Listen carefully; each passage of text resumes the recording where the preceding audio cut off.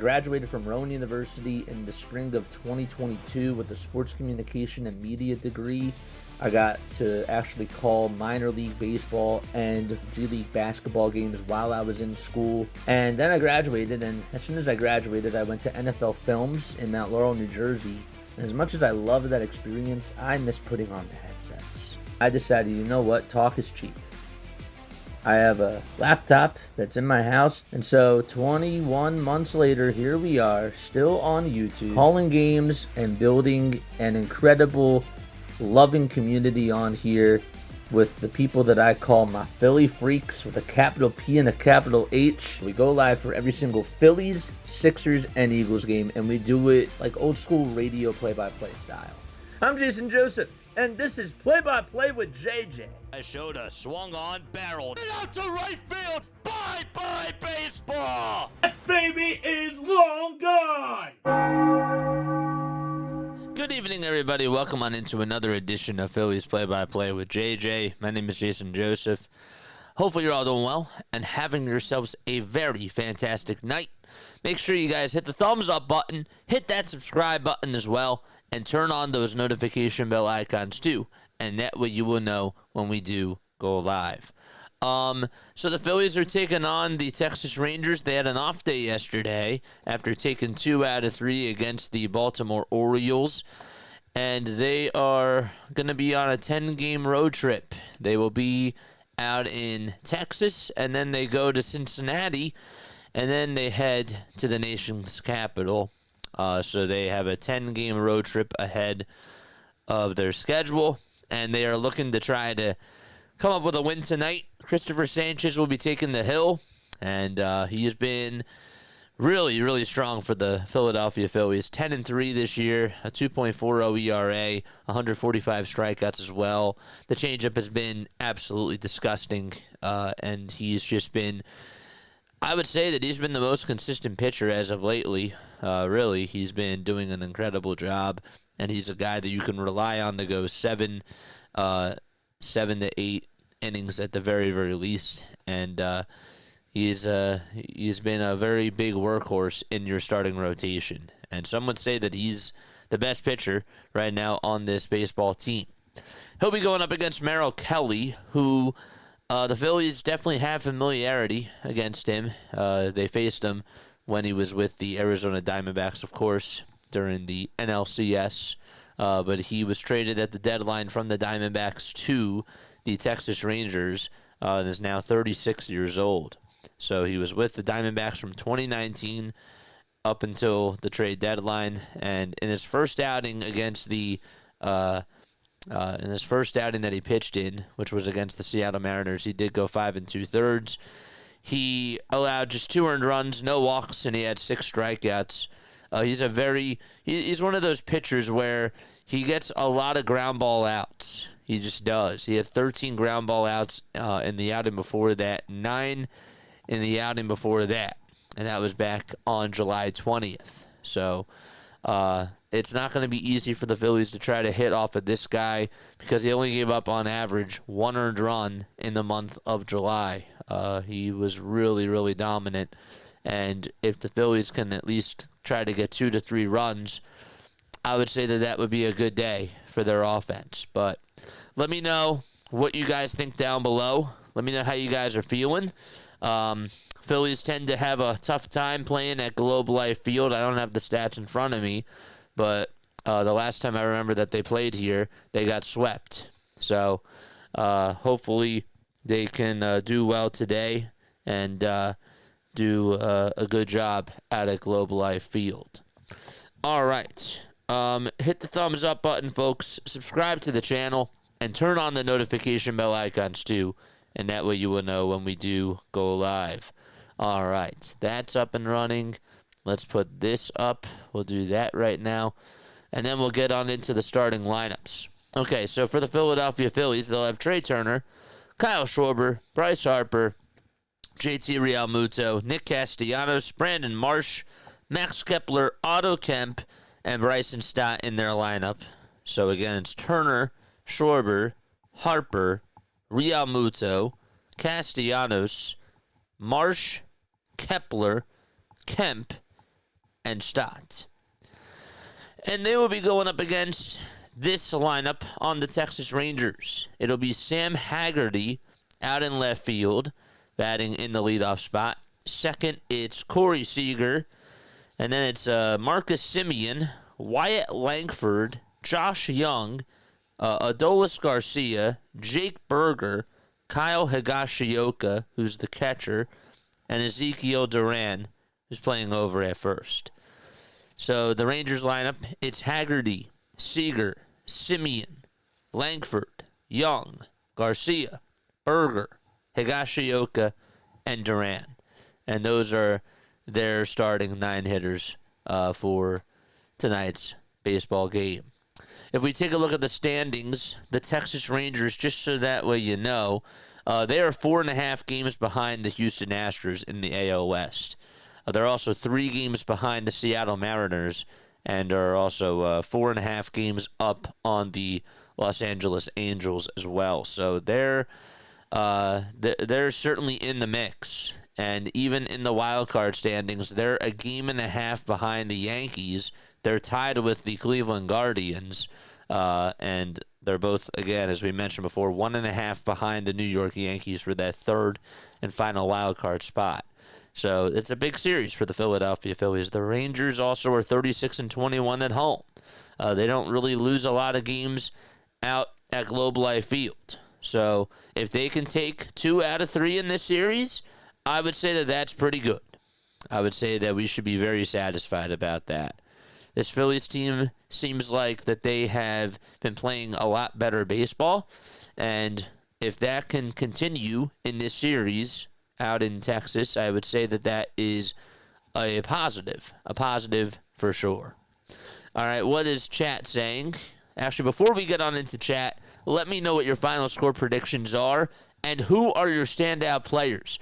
Some people will give me just final score predictions. I want both. Who are your standout? Who's your standout player for tonight, and what's your final score prediction? I would love to hear what you guys have to say. It is 96 degrees out in Arlington, Texas. Winds are blowing south at 12 miles per hour. They did just close the roof, and humidity is pretty high. It's at 30. It's at 38%. So, but anyhow, all right. So Turner, Schwarber, and Harper will start off the top of the first inning. And let's say hi to chat. I hate the Rangers and the Islanders. Well, that's yeah. I get the joke. I get the joke. All right. It's Rangers beat down time. Rangers not pitching. Ranger is not on the mound. Oh, it's Rangers beat down time. Yes. Okay. Yes. I agree with that. Preseason last night was fun. Sadly, CB2 still question. Yeah, I got a lot of heat for not doing the game last night. I didn't realize how much heat I would get. But, I don't know. I'm going to do the Eagles during the regular season. Right now, baseball really seems to be hitting off on my channel, and I'm not trying to break that code. But once it's regular season, oh, by all means, we're going to be doing Eagles content, and it's going to be great. Did the Rangers win or make it to the World Series not too long ago? Yeah, they won the World Series back in 2023. That was the year that the Phillies lost in the NLCS to the Arizona Diamondbacks. The Texas Rangers will have Merrill Kelly out there on the mound. 23 outings this year, 134 innings of work, a 3.22 earned run average, 127 strikeouts, and 38 walks allowed too. What are you going to see, JJ? A lot of changeups from this guy. Really a lot of changeups, four-seamers, and cutters as the main 3 pitches. Guys are hitting just 133 off the cutter and 179 against that changeup. But he'll also have a sinker as well and a curveball mixed on in, as well as a slider too. But, you know, he's just he's a very good pitcher. This is Bruce Bochy's 3rd season as the Texas Rangers manager. And since then, it's been 228 wins and 212 losses as well. He's a 4-time World Series champion. And, yeah. So, we'll see how things do go. Yeah. Philadelphia first. That's our code. Philadelphia first. Well, again, that might be your code, but I gotta do baseball. I have to do baseball. It's hitting off of my channel, and I stay true to myself. I do. I stay true. All right. Let's go into this. All right. Trey Turner is going to be batting in the leadoff spot. He's playing over at short. Kyle Schwarber is batting next, and it's Bryce Harper hitting third. Top of the first, and the pitch. And that's in there for strike one at 92 miles per hour. There we go.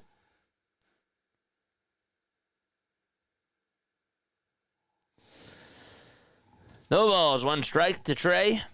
And there's the 0-1, and there's a fly ball hit out over towards left center field. And on the run is Langford, and they'll make the catch for out number one.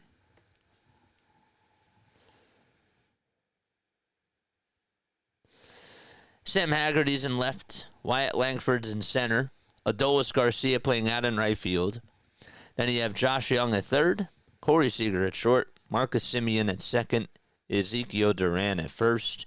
Behind the plate is Kyle Higashioka. And on the mound, as we said before, is Merrill Kelly. So Turner lines out to center field. And Kyle Schwarber is the next man up. The pitch to Kyle, it's way outside for a ball. How's everybody's Friday going so far? Let us know down below. We need 12 more subscribers for us to get to 6,700. One ball, no strikes. And here's the 1-0, swing and a miss. My goal by the end of the year is to try to get to 10K. So I'm really going to be trying to push out more and more baseball content and do that really until October. So, we're going to be trying to do some more Diamond Zone stuff around the Phillies. And it won't be interrupting the games, but I'm just telling you that we're really going to be trying to pump out more and more content. 1-1. There's a foul ball. With that being said, though, there is no stream tomorrow night. It is my birthday on Sunday, and I would like to actually go out and hang out with friends. So, no stream tomorrow night. 1-2, and that's low for ball two. And I will make sure that I post that on the community tab. But yes, no stream tomorrow night, and I will be celebrating my birthday. 2 balls, 2 strikes. That's to Kyle Schwarber. 2-2 pitch. And there's a high fly ball hit out to deep right field, and it is off the foul pole. Kyle Schwarber with his 41st homer of the season.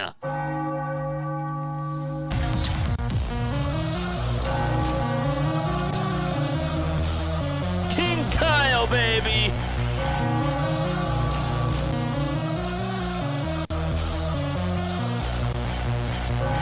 King Kyle. That's all I gotta say. The pitch was on the upper tier of the strike zone. And he just drilled a laser again off the foul pole.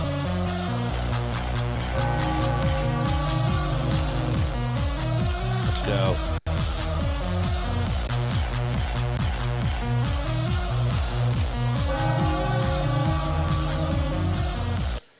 Bryce Harper's coming up. And the pitch is outside for a ball. Hope you enjoy a happy birthday. Thank you. My birthday is really on Sunday. I'm just going out tomorrow night. So, no stream. When I say no stream, nobody's filling on it.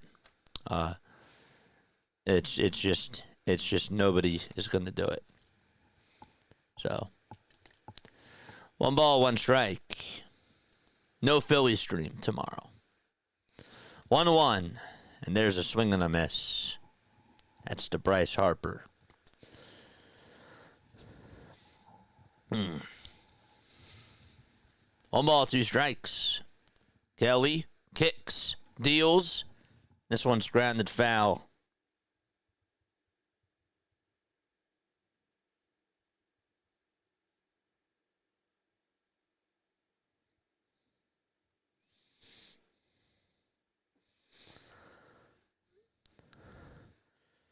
1-2 pitch on the way to Bryce, and that hits him, and he will go on over to first base. He takes off the batting gloves, takes off the elbow guard as well, and he is going to be over at first. Yes, no stream tomorrow. No Phillies stream tomorrow. Nobody's going to do it. I'm going out for my birthday because I deserve it. What's up, Elaine? Yes. Happy Schwarbomb to you. Happy Schwarbomb to you. Happy Schwarbomb to JJ. Happy Schwarbomb to you. Thank you. That was really cute. That was really cute. It's Sunday. It's Sunday. We'll be on stream Sunday.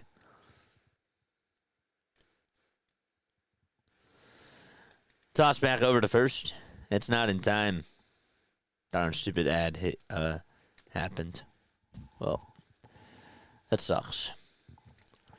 Again, we mentioned this before, but we'll say it again. The Rangers are 1.5 games behind the Yankees for that third wild card spot. They're also tied with the Guardians. So, you know, this Rangers team is really trying to fight for something. No balls, 1 strike. That's to JT Realmuto. So Turner lined out to center. Schwarber hit a homer off the foul pole in right field. And then Bryce Harper, he got hit by a pitch. 0-1 pitch on the way. This one is fouled off over towards the first base side, and now to play it goes. And so the count is 0-2. Don't forget to like, don't forget to subscribe, and make sure that you guys turn on the notification bell icons too. No balls, 2 strikes to JT Realmuto. Really going to be trying to push out more baseball content. More and more Diamond Zone. 0-2 pitch. That is outside for a ball. My dad's birthday is tomorrow, so you guys are so close. Thank you guys so much. You guys are so nice. Thank you. 1-2 pitch. There's a foul ball.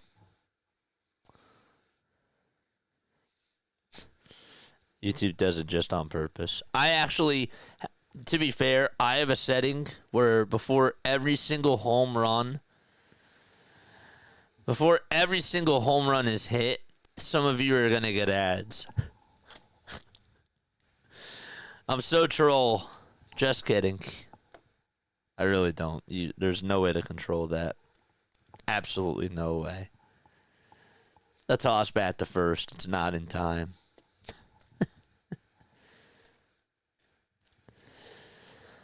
JT is hitting .267 on the season. The umpires for tonight. Brock Ballou is behind the plate. Corey Blazers at first. Alex Tosi is at second. And Manny Gonzalez is the third base umpire. The 1-2 pitch outside. Harper goes. The throw to second base, and he is safe. He slid on in there, feet first, and is able to get into scoring position. Going over to the phones, Bochy says, hold it a second. And they're going to say challenge. Okay. I mean, Harper did get a late jump there, but I still thought that he beat out the swipe on the foot. So he slid into second base. And Seager, who tried to swipe him, let's see if he got him.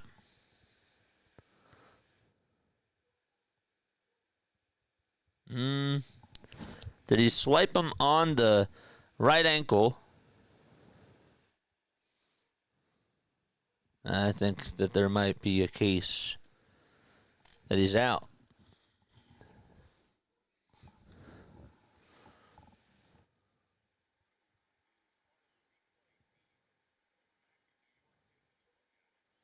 So they're back in New York. They're taking a look at it, of course. So the call is overturned. Harper is out over at second base. And there's 2 away.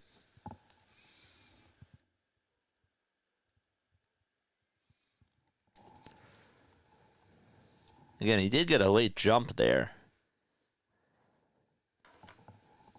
But but as he slid, he just got swiped right on the ankle. The 2-2 to JT. That is low and outside for ball 3.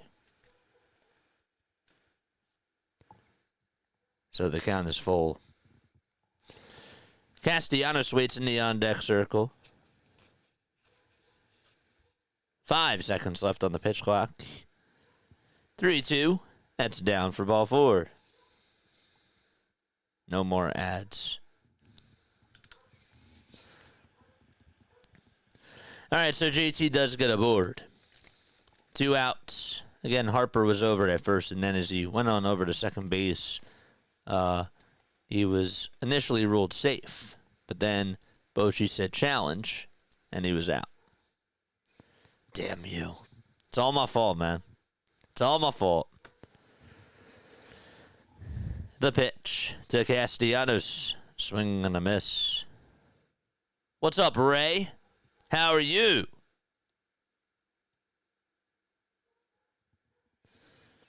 No balls, 1 strike. Toss bat to first, and JT dives back in there safely.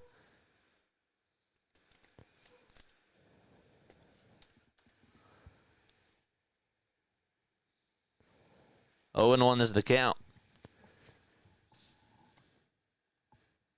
The pitch. There's a ground ball. Hit over towards third base. Young has it. Throws it back over to second. And the inning is over. It's a 5-4 fielder's choice. The Phillies do go up 1-0, though, on a shore bomb by King Kyle. And we're going to the bottom of the first. We'll be right back in just a few moments.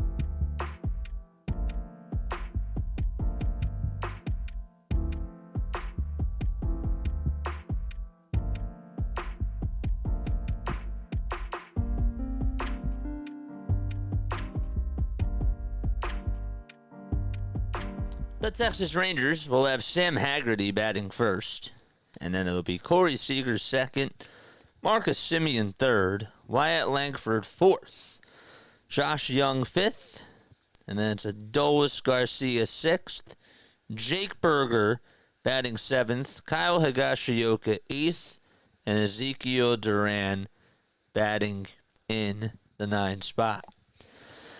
So it's Haggerty, Seager, Semien, Langford, Young, Garcia, Berger, Higashioka, and Duran.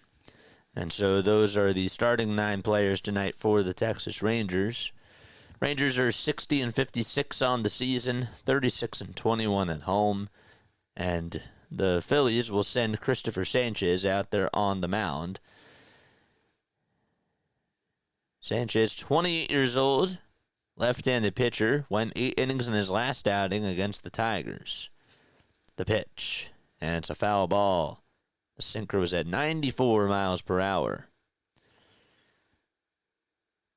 Sanchez has only lost 1 game since June, and only 2 games since April, the end of April. The ball is 1 strike, and the 0-1 pitch. Line drive, foul ball.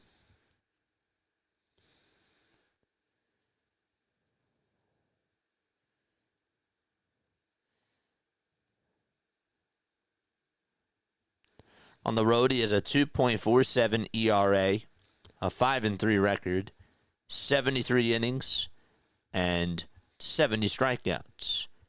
Here's the 0-2. Swing and a miss, and Cristopher Sanchez records out number 1 in the bottom of the first. That was a pretty good pitch there. On with the changeup that was low and outside. And 3 pitches, 1 out. He's a simple man. 11 more subs till we get to 6,700. Let's keep going. The pitch to Seager. Line drive it out to center field. Marsh will not be able to make the catch. It bounces in front of Brandon Marsh. He plays it on a hop. And Seager, as he rounds first, goes back to the bag. The throw was drawn over to second. So a 1-out single from Corey Seager.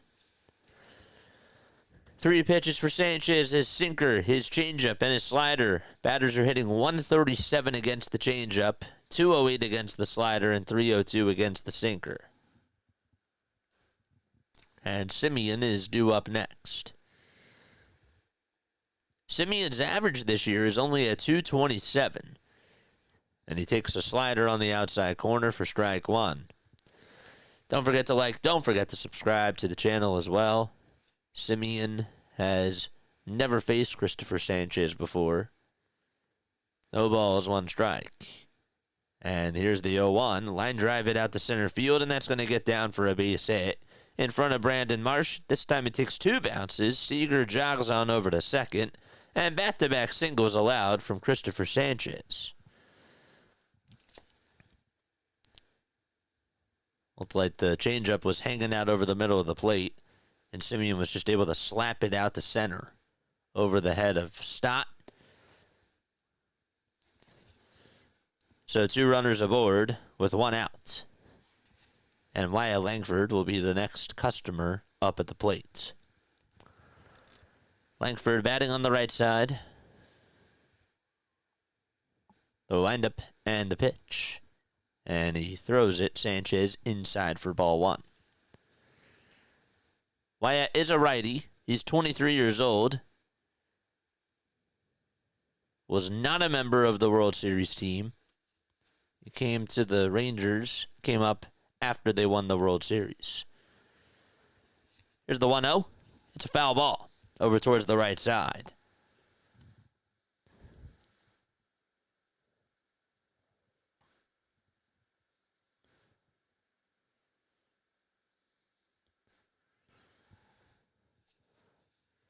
What's up, DJ?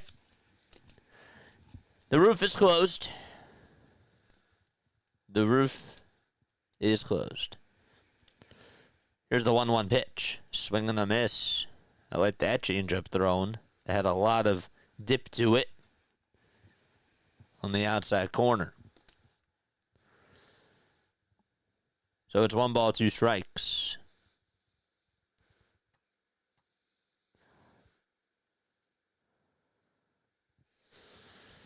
One, 2.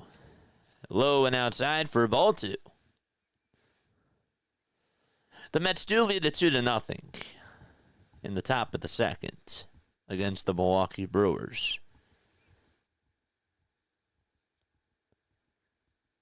The Marlins also lead it 5-0 out in Atlanta. 2-2. Foul ball. Langford hitting .240 this year, 15 homers, 44 RBI on the season as well. Was born in Florida. Langford is 3rd on the team in homers. And he is also 3rd on the team in RBI, too. The pitch. Foul ball. He's batting .277 with runners in scoring position. Has 4 homers and 29 RBI. Seager's at second. Semien's over at first. 1-0 Phillies on a solo shot by Kyle Schwarber. And the 2-2 pitch. Freeze frame on the inside corner for a called strike 3. And the second strikeout of the inning comes on a sinker on the inside edge. There we go. So there is out number 2. Like to see the Mets sweep the Brewers. You'd like to see the Mets sweep the Brewers? 2 outs, bottom of the first. And the pitch is down for a ball. I don't think a lot of people would like to hear you say that.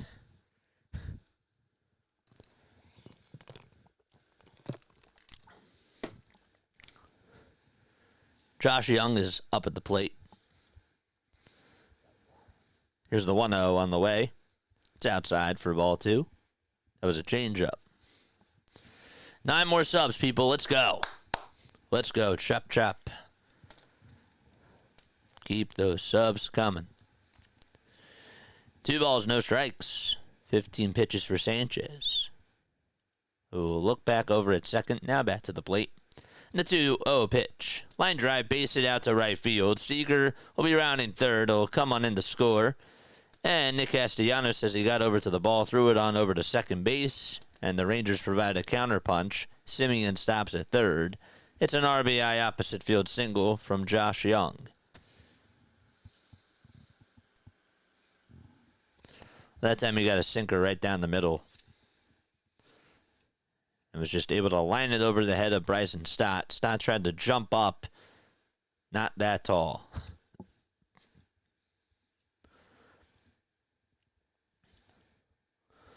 1-1 in the bottom of the first. And Adolis Garcia, playing out in right field, is the next man up. Sanchez gets set and deals. Throws a fastball in there at 95 miles per hour. A 225 average for Adolis Garcia this year. 16 homers and 63 RBI as well. The 0-1. And that one is fouled. Brewers are getting away from us. Oh, I understand your logic, but I'm just saying that a lot of Philadelphia fans would not like to hear that because they don't like the Mets. And I know that you know that. No balls, 2 strikes. Here's the 0-2 pitch. That's going to bounce in the dirt for a ball.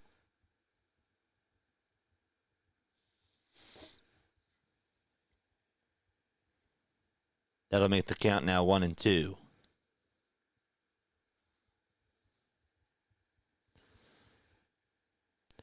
10 seconds left on the pitch clock. Sanchez, before he kicks, Garcia will call for time.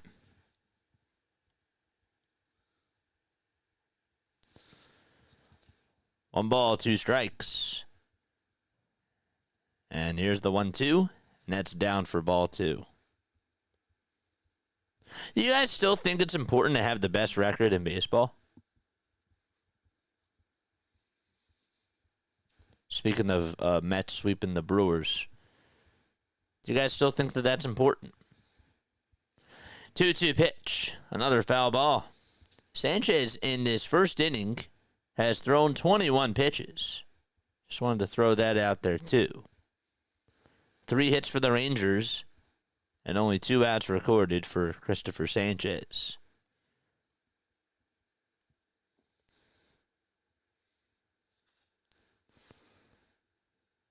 What's up, Johnny? 2-2 pitch. Way outside for ball 3. So that'll make the count full. I'm from Brewerland. I still think that they will drop a stinker in the playoffs. Interesting. Do you guys think that the best record in baseball still matters? 3-2 pitch. And there is a foul ball. Larry says, not really. Is there a President's Trophy? I don't know. What say you guys? What's up, Tony? Keep those likes and subs coming. We need 8 more for 6,700. 3-2 pitch. Another foul ball. Top seeds don't seem to help teams in the playoffs. Okay. So, we'll get back to this discussion. But isn't the goal to have the best record and still win the World Series? 3-2. Ground ball hit over towards shortstop. Turner has it. Throw over to first. It's in time for out number 3. And so we go to the top of the second inning, and so we're tied up 1-1. You need the bye. So then my question to you, right, well, to everybody else out there is, so for those of you that don't believe that the best record necessarily matters, does the bye still matter? I still think it matters to have the top 2 spots to get the bye. I know people think it makes you rusty, but I would rather have the automatic bid to divisional rounds as Captain Eagle Auto. Okay, that's fair. That's fair. But can you also understand the point, too, that people make where when you say you look at the Texas Rangers, you look at the Arizona Diamondbacks, and you look at some of the teams that got the bye and that were rusty. Do you not? Do you still like? I guess the question that I'm trying to ask you, right, and I'm being a little bit insecure about it, is, can you see why other people feel that way? I'm not saying that I do or I don't, but I'm just asking hypothetical. Now, if you're a wild card and win the World Series, it doesn't count any less as Larry. But don't you also think that some teams need the rest? Like guys that have had miles on the tires for pitching. Don't you think that they could use a little bit of the rest? Like, I don't know. For example, when you look at our pitching staff, you look at Ranger Suarez, who's been known to dealing with back problems. You see Aaron Nola. You see Zach Wheeler right now dealing with the problems that he's dealing with. Don't you think that a bye would help the Phillies from a starting rotation perspective? Just asking. I'm trying to get people involved in the convo. The pitch, and that's in there for a strike. Yes, best record still matters. You want the bye, set your rotation, and get some rest. 1 ball, 1 strike. We're in the top of the second. It's a 1-1 ball game. 22 pitches for Kelly. And the 1-1, foul ball.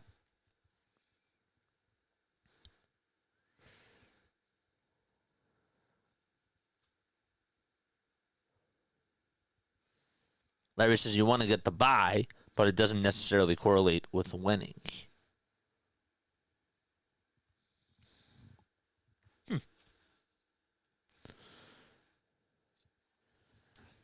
One ball, 2 strikes. 5 seconds left on the pitch clock.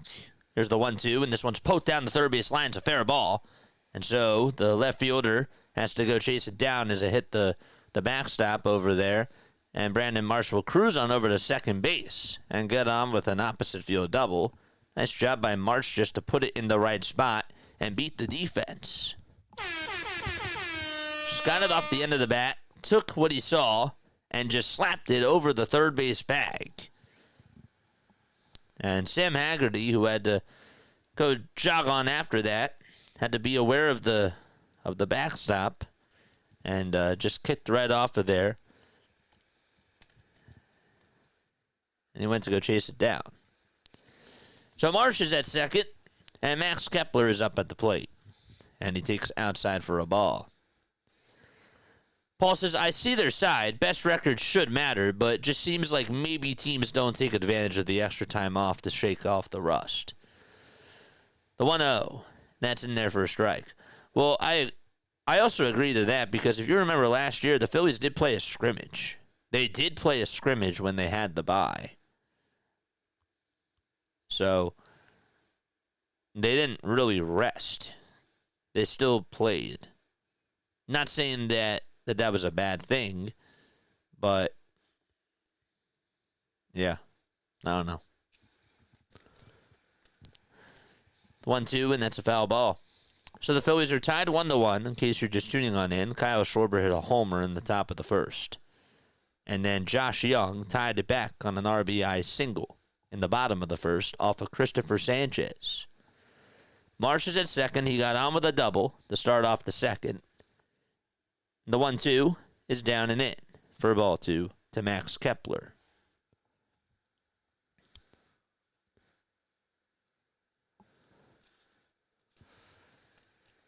Two balls, two strikes.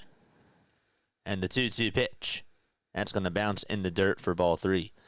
And Jack brings up a very good point. Problem with not having the bye is when you play in the wild card series, you start the next series already having burned your 2 or 3 best pitchers because it's a best of 3 series. So, yeah, that's also fair too. 3 balls, 2 strikes. 5 seconds left on the pitch clock. The 3-2 pitch. This one's grounded over towards first base, and the first baseman has it and tags the bag. Marsh does head on over to third base.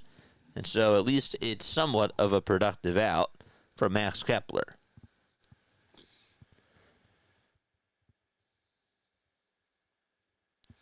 So again, just a reminder, we will not be on tomorrow. Okay? We are not going to be on tomorrow night covering the Phillies. We might be on during the afternoon doing a little bit of Diamond Zone. We'll see. That's why you should keep your notification bell icons on. The pitch, and that's in there for a strike. Otto Kemp is the next man up. 42 games for Otto this year. Hard to believe that. Time is really flying by. First base line is wide open.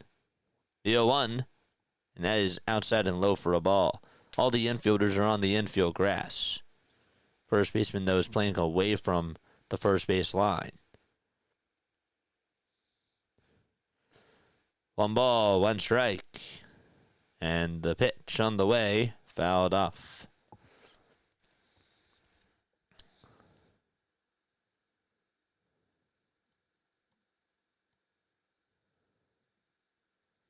I love this combo. There we go. Captain Eagle Otto says, I actually like the number of teams that have a chance in the postseason. I think MLB and NFL got it right, but NBA is another story. 1-2. That's down for ball 2. Kelly with 35 pitches. Kemp trying to come through. The 2-2 to Otto, swing and a miss. He went guessing after a pitch that was inside. It was a very late swing. And he just sort of hacked at it. And there's out number 2. Not what you wanted. And Kemp goes back to the dugout. And by the time the ball crossed the grass, like the edge of the grass, he swung. The pitch. And that is taken for a strike. To Bryson Stott. 7 homers for Bryson. 44 RBI as well. Here's the 0-1, and that's outside for a ball. Kelly has a .99 whip against the Phillies. 7 career starts against them. That does include the NLCS.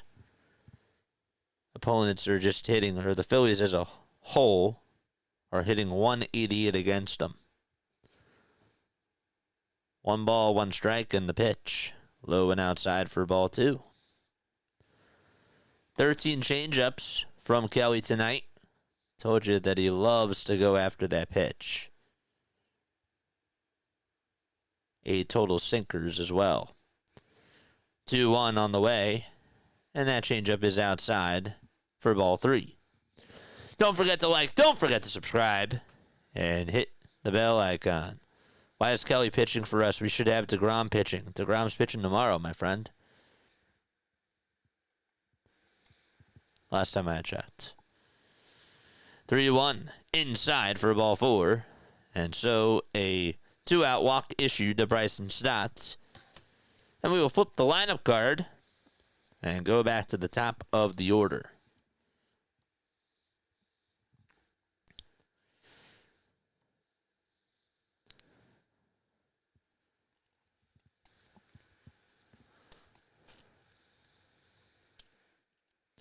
So with the Phillies team, guys, with the Phillies, do you think that the Phillies will be better off getting the bye?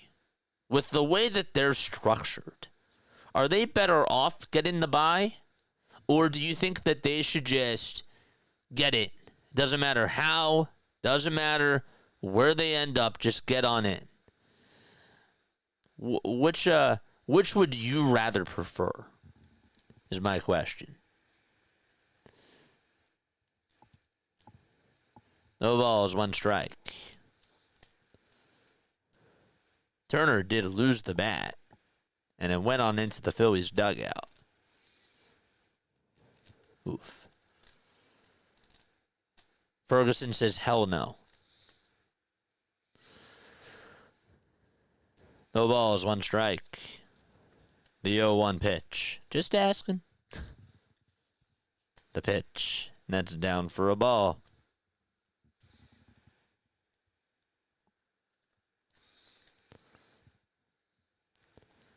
One ball, 1 strike. 5 seconds left on the pitch clock, and the toss bat to first, not in time.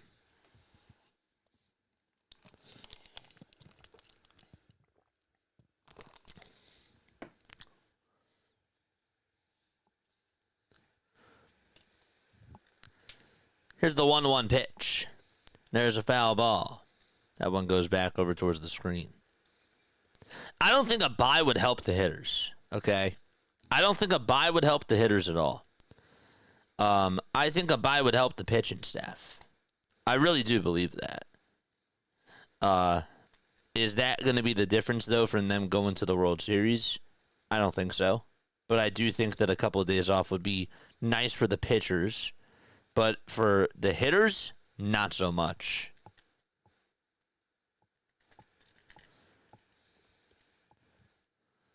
One ball, 2 strikes, and the 1-2 is down for ball 2. Old man Ferguson says never, ever play for second.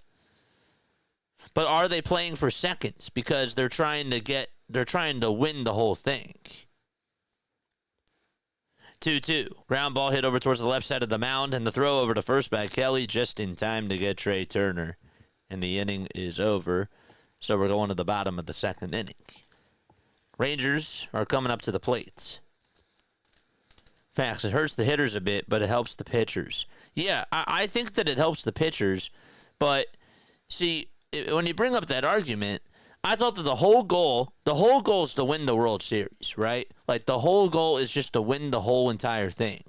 So, does it really matter, though, with where they finish? Because sometimes, like, you know, maybe they're dealing with an injury, like Bryce Harper's hurt, or, I don't know, like, they want to rest Bryce for, like, the last 2 weeks, and so, you know, they're not going to try to push him to finish out the rest of the regular season just to get the better record. You understand like what I'm trying to say?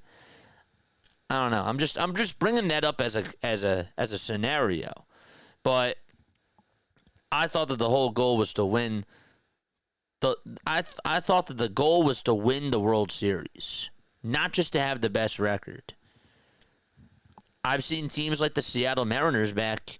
What was it, in 2001? Like, they had the best record, but then they failed. Phillies are an old team. They could use some of the rest. I think that the pitchers could use it for sure. I think that definitely Zach Wheeler and Aaron Nola could skip a start, but this offense, I'm afraid that the offense is going to lose momentum. I'm just afraid that that's just going to happen. But we've seen that throughout recent history too, that when you have a week off, that a lot of offenses, a lot of them, not saying that every single one of them, but a lot of the offenses tend to go cold.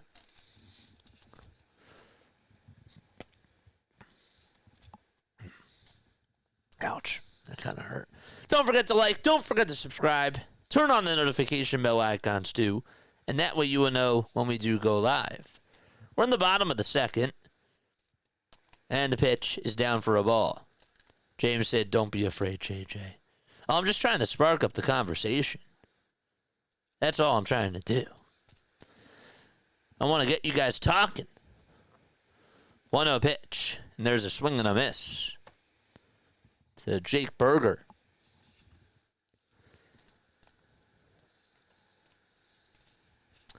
One ball, one strike. It is. It's a good conversation to have.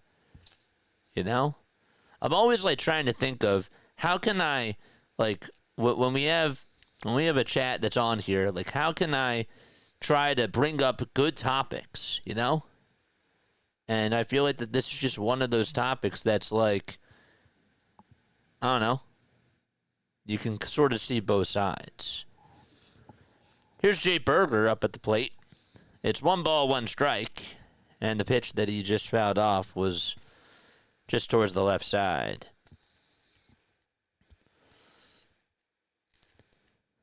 One ball, 2 strikes. And the 1-2 on the way, foul ball. But yeah, it's a good debate. I honestly have just as much faith in a 7-seed Phillies team as I do with a 1-seed Phillies team based on what I've seen in the past. But also, AJ, you don't want them to just go cold, like at the end of the season. Like if they have like the 1st or 2nd seed, that would suck to see them slide all the way down to the 7th seed. Because then we're not feeling as good going on into the playoffs.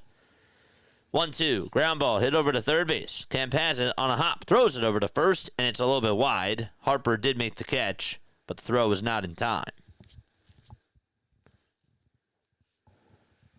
The tag on the bag was not in time.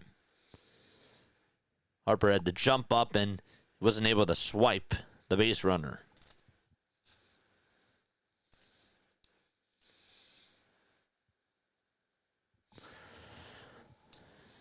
So that's going to go down as an E5.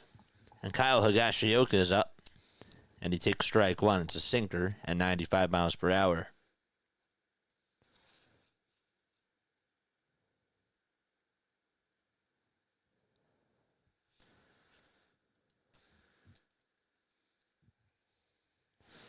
The ball is 1 strike. The 0-1. That's on the inside corner for strike 2.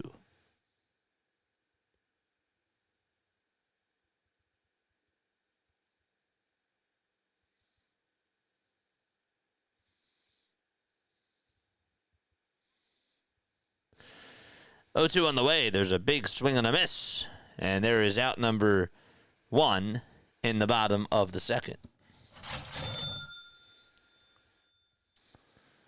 If you guys want to call on into the show, you can do so after the game. You can leave a voicemail message or you can text on in as well.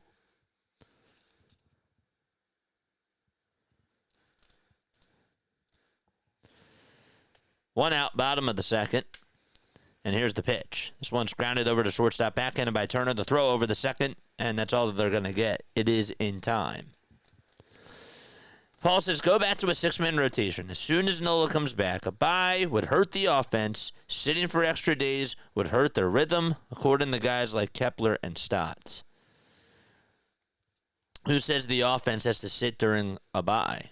Who says the offense has to sit during the bye? Well, I mean, Paul made the case in the chat, you know, just to be like one example where he said that the whole point is to get rest. That was his point. 2 outs, so runner on over at first, and the pitch is in there for a strike.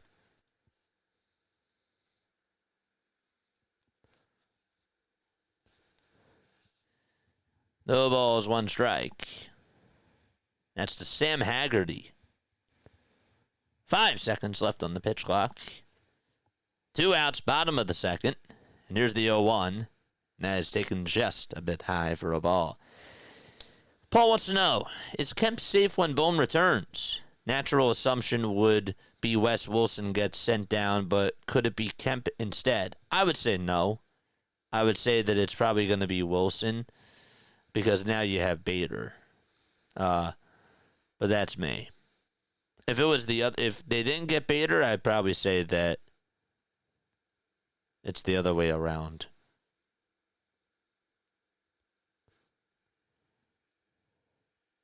Two balls, 1 strike. That's because Wilson plays outfield and he plays infield. 2-1 is the count. Sanchez looks back at first. And now back to the plate. And the 2-1, ground ball.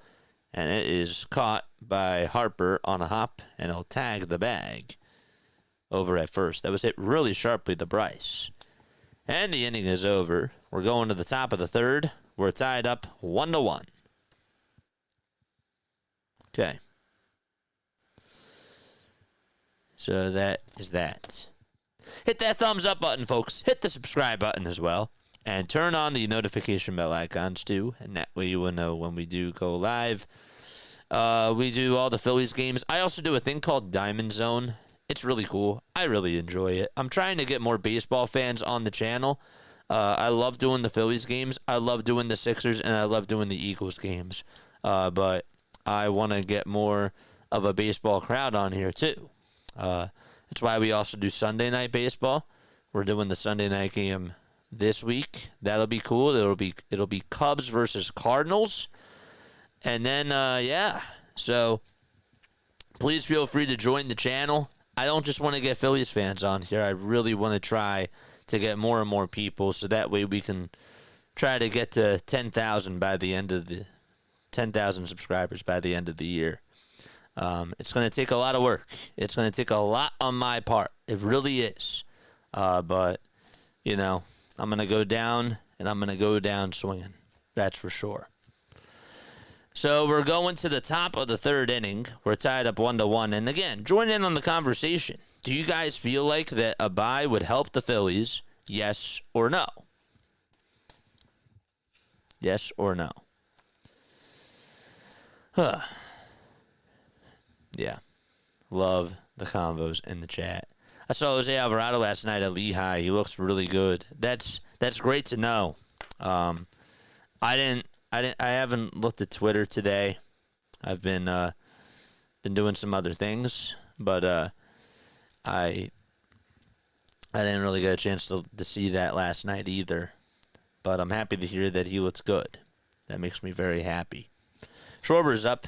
He'll ground the first pitch over to first, but it is a foul ball. The ball is one strike. Yeah, BYE versus BUY.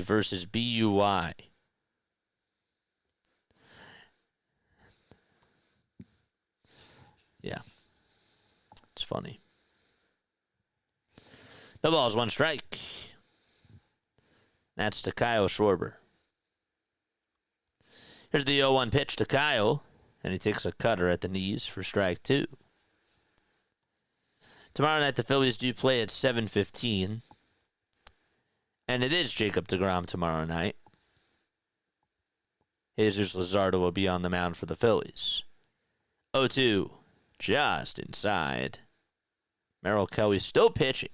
48 pitches for him. Patrick Corbin's going to pitch on Sunday for the Rangers, and it'll be Zach Wheeler on Sunday for the Phillies. The windup and the 1-2, and that's just fouled off the end of the bat by Schwarber. Took a bounce in front of Higashioka, and he could not hang on to it. What's up, Doug? How you feeling, Doug?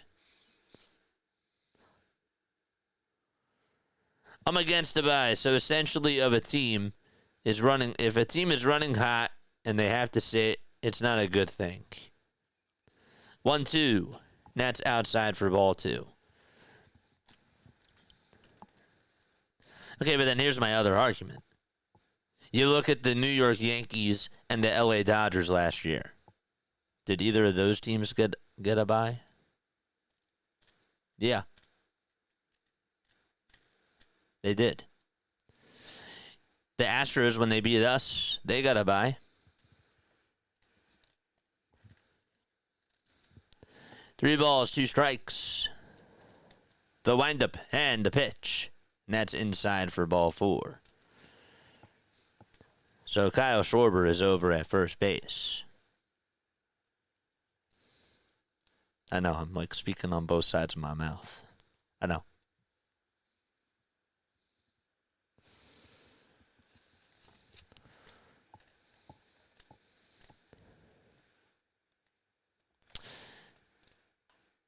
Did the Astros get the bye Oh, wait, no. There was no bye then. Okay. The pitch. This one's popped up over towards shallow left center field. And so the left fielder, Sam Haggerty, gets under it, calls off Wyatt, and he'll make the grab for the first out. And Harper pops out to left center. Bye is an automatic series win without playing anyone. It's silly not to want that, says Eagle Auto. Hardcore says, I agree. One out, top of the third. Kelly will get set again at the letters. He kicks, he deals, and it's outside for a ball.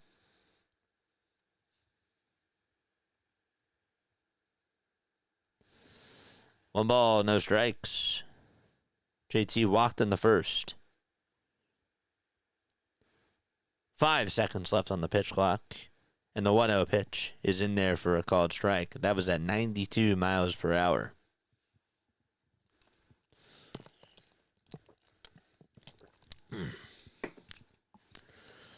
They closed the roof out at Globe Life Field. 1 ball, 1 strike, top of the third, 1 out. We got 325 people watching us. We appreciate that very, very much. We really, really do. It's 2 balls, 1 strike. We're in the top of the third. 1 out, and a runner on over at first. 4 more subs so we get to 6,700. The 2-1 pitch to JT. And that is on the outside edge for strike 2. And that'll make the count now 2-2.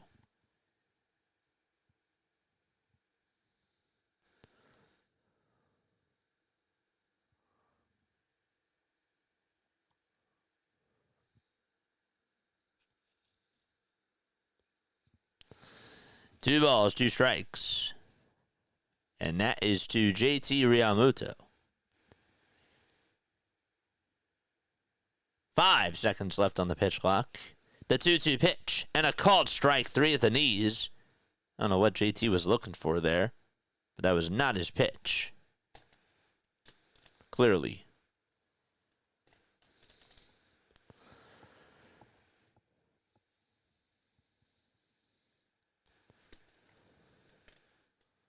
That was not the pitch that he was looking for, I should say.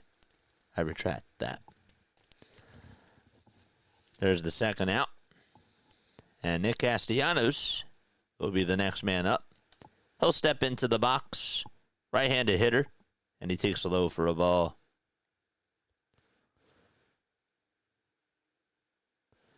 What's that say on his elbow guard? KOT. And number 8. That's his jersey number, of course.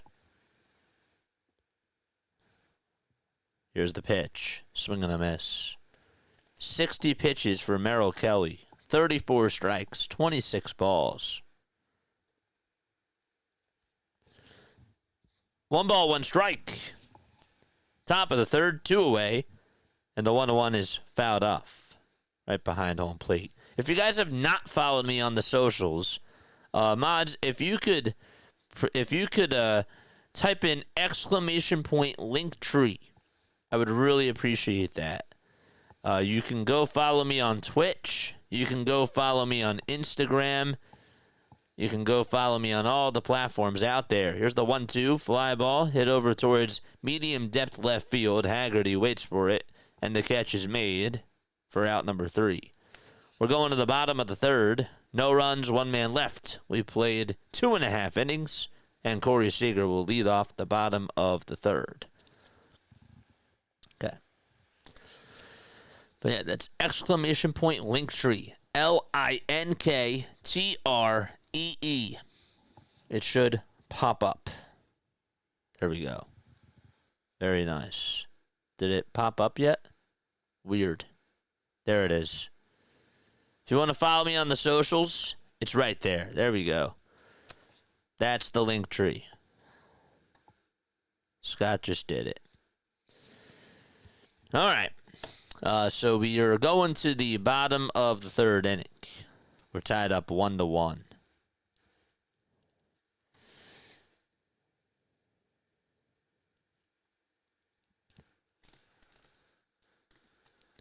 There's JJ's links. Nice. Let's take a look at the out-of-town scores. The Angels currently are up 4-3 against the Detroit Tigers. They have 7 hits on the day. Tariq Skubal only went 4 2/3 and allowed 4 earned runs, 6 strikeouts, and 6 hits. Kyle Hendricks, 5 innings for him, 3 earned runs. Campero homered. Torkelson also homered in the game. 4-3 is the score for the Angels Tigers, and again, that's in the bottom of the 7th. The Mets lead at 2-0 against the Milwaukee Brewers. Juan Soto homered, and Starling Marte homered as well. So 2 solo shots for them. The Cardinals are up 1-0 in the bottom of the 3rd against the Chicago Cubs. Jordan Walker reached on an RBI infield single, and that's how it's a 1-0 game. Pirates and Reds, it's 3-2. The Pirates are looking to try to take the second game of the series. They shut out the Reds last night, and so they are up 3-2 going into the 9th. The pitch, and that is taken for a called strike. Astros lead at 2-0 against the Yankees, but the Yankees do have runners on 2nd and 3rd with 1 out in the bottom of the 6th. Orioles lead at 3-2 in the top of the 8th inning against the Athletics. The Marlins have a 5-1 lead in the top of the 8th, too. It's 1 ball, 1 strike to Corey Seager. How about the Guardians? 9-1. 9-1 is the score out in Chicago. They're taking on the White Sox. And the Twins lead at 5-1 against the Royals. 2 balls, 1 strike. That is to Corey Seager.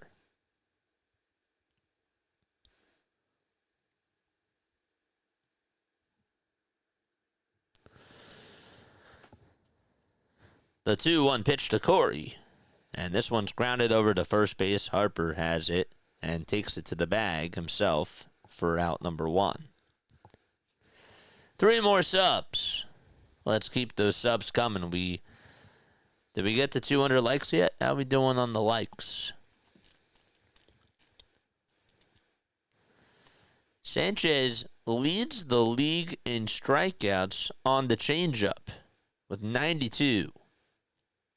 His opponent batting average is also first in all of baseball on the changeup itself. The pitch. Fly ball hit over towards right center field. Marsh drifts over towards his left side, and he will make the catch for out number 2.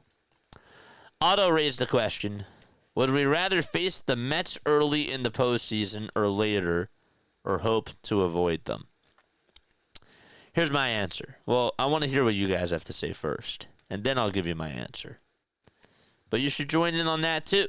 That's a very good question. Didn't even think about that. How would you approach that? Seamus says, I'd rather avoid them. Okay. The pitch. That's low for a ball. It's also a little bit inside, too. 1 ball, no strikes to Wyatt Langford.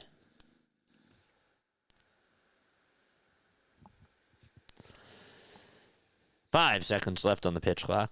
And the 1-0 pitch. There's a swing and a miss. That'll make the count 1-1.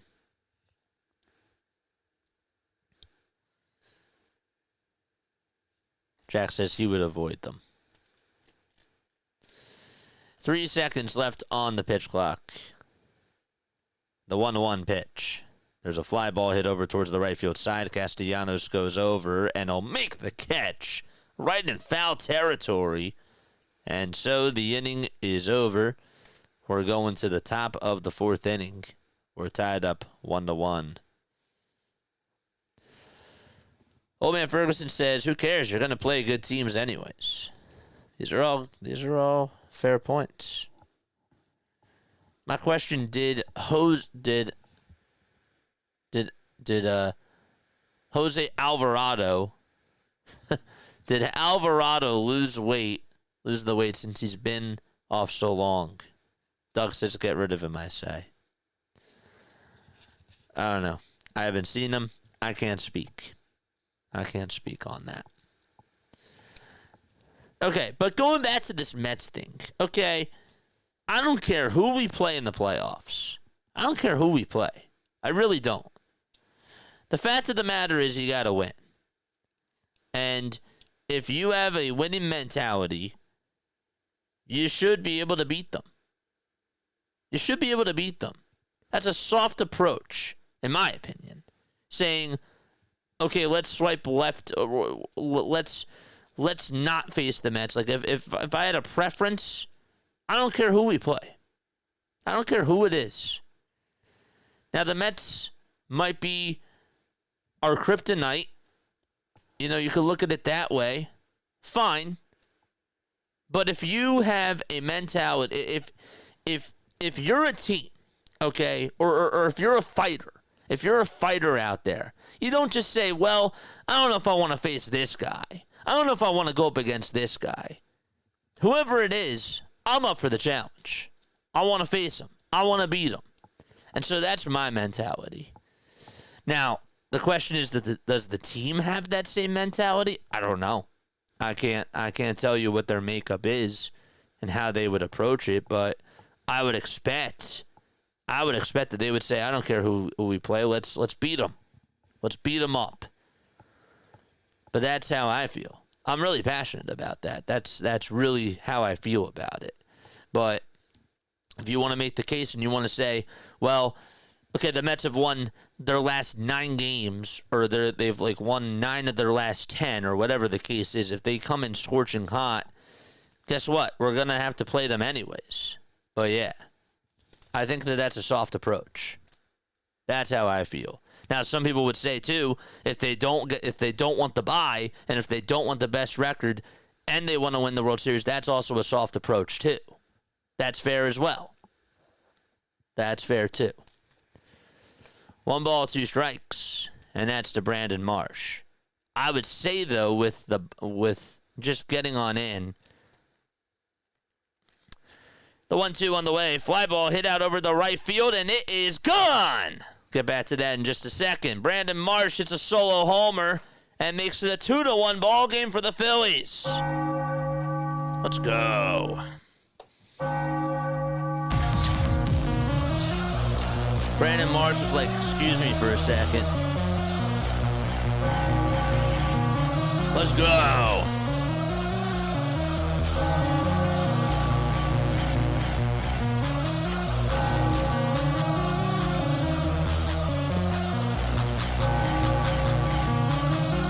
I'll take it.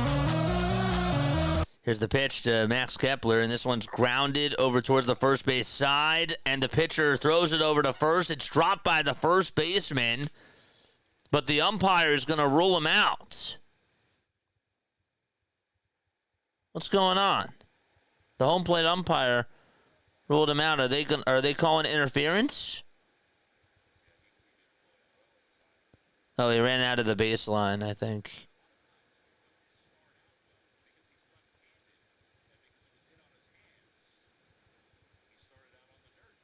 He started out on the dirt. He started out on the dirt, so he must have been on the plate. And that's why he's out. The pitch. And that's taken for a ball.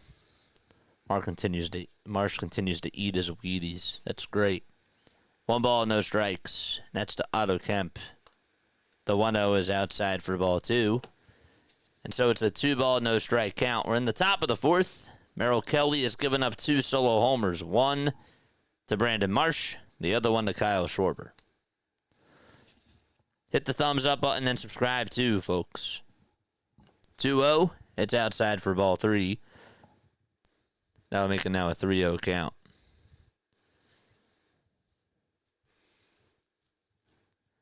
Five seconds left on the pitch clock. The 3-0 pitch. Outside for ball 4. And so a 4-pitch walk to Otto Kemp, and he will be put over at first base. Let's go. But yeah. That's how I feel. 1-out walk for Otto Kemp in this top of the 4th inning. And so Bryson Stott is going to come on up to the plate. Stott hitting .235 with 7 home runs on the season. The pitch. That is inside for ball 1. Like I said, Marsh and Schwarber, the only ones fighting. Isn't that weird for you to say, Hardcore?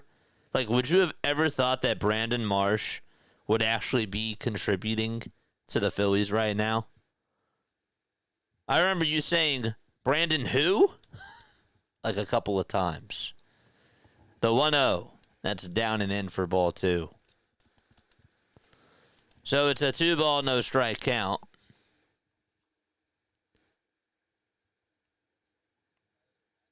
And we have a timeout taken on the mound here. Looks like the pitching coach is going to go out there to talk to Merrill Kelly. Just to try to calm him down a little bit. So how did they rule Kepler out? Yeah, it's just ruled as a ground out to the pitcher.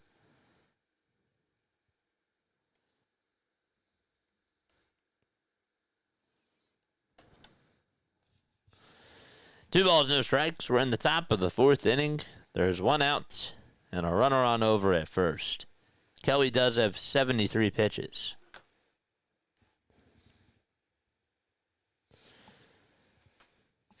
2-1 Philadelphia. And Bryson Stott, who walked his first time up, is going into the batter's box.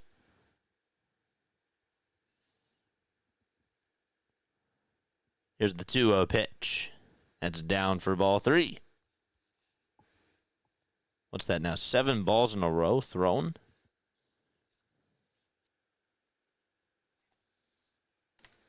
Wild. Kelly gets set at the letters, and he deals, and there's a strike. It was at 90 miles per hour. Come on, chat, let's go. Let's bleepin' go.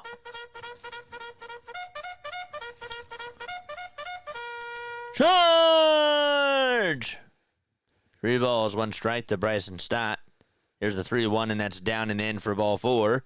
So 2 straight walks for Philadelphia, and that's going to put 2 runners on base for the Phillies. Trey Turner is coming up again for the 3rd time today. Stott with 2 walks. Turner 0 for 2. Charge! Let's go. Looks like there will be some action going on in the Texas Rangers bullpen.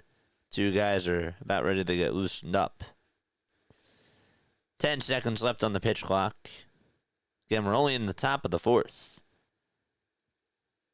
And here's the first pitch. A swing and a miss on a cutter at 90. Hit that thumbs up button and subscribe to the channel. The Brewers did just tie it up 2-2 in the bottom of the 5th. No balls, 1 strike. 5 seconds left on the pitch clock. The 0-1 pitch. There's a line drive hit out over towards left field. That's going to get down for a base hit. Kemp's rounding third. He's being waved home. And Stott's being waved home to the throw to the plate. Not in time. A 2-run double by Trey Turner, and the Phillies extend their lead 4-1.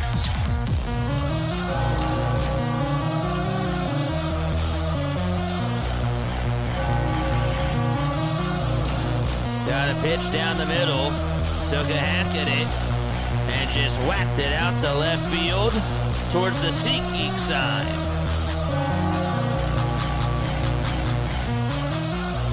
Good swing by Trey. Attaboy. Here comes Schwarber, and Schwarber will foul off the first pitch that he sees. It's a changeup. I used to slam Marsh too. It was never easy on him, says Hardcore. Yeah, I was literally just saying, you used to slam him. That's exactly what I was saying. 0-1 pitch to Schwarber. This one's popped up a mile high over towards shallow center field. Seager backpedals towards his right, and now backpedals straight back, and he'll make the grab for the second out.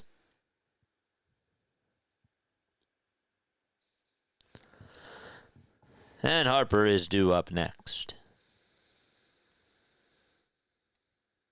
Let's go, chat. Yeah.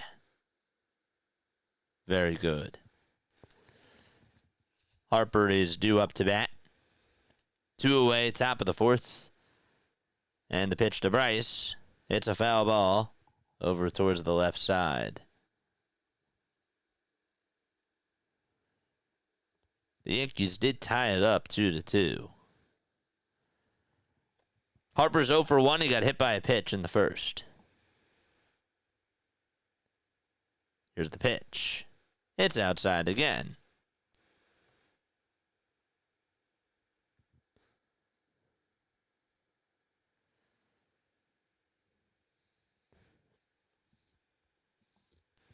Kelly looks back on second. Now back to the plate. And here's the 1-1. This one is slapped foul towards the right side. They say it's now 93 degrees. It was 99 when the game first started.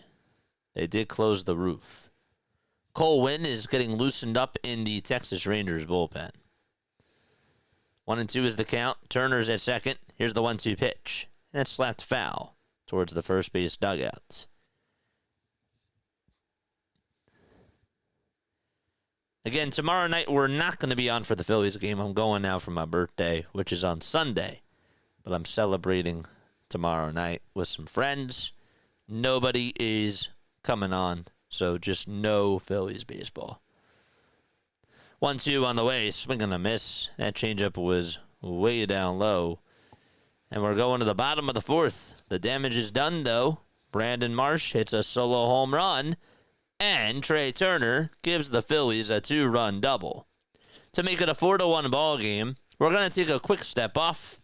And actually, as we do that, let's go say hi to Philly Halftime. We have not rated Halftime in a while. I would like us to go say hi to him because he is still on here. And it would just be really, really nice to go say hi to Halftime. I'm going to drop you his link right now. All right, here it is. Go say hi to Halftime, and I will hope to see you all there. The link is right here. Be right back.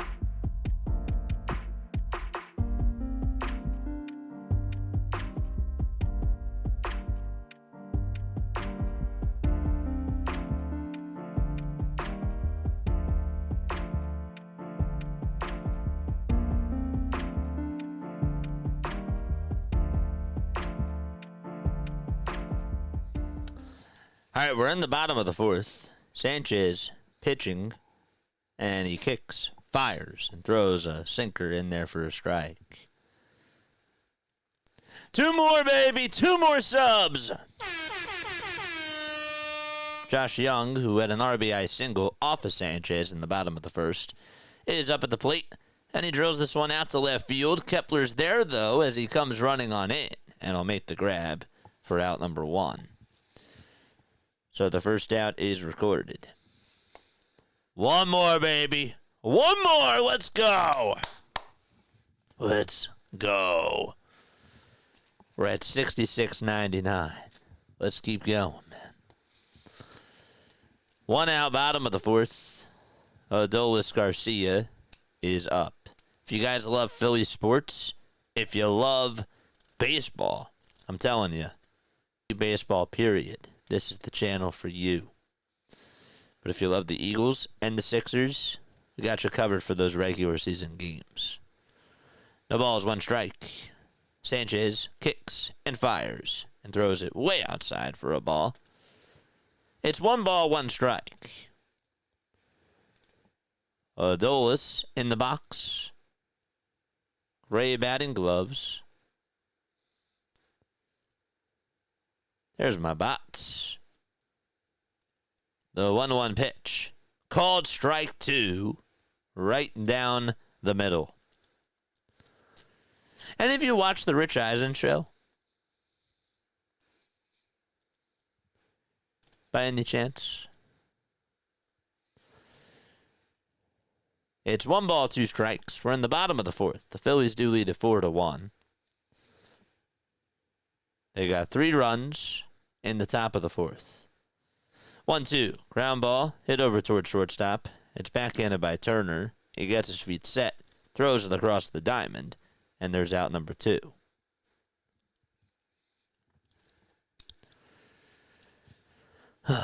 Thank you so much. Whoever just subscribed to the channel, thank you, thank you, thank you. William subscribed an hour ago. That was really nice. I don't know why I didn't get a notification on that. But thank you. 2 away, bottom of the 4th. Lou says I do. The pitch.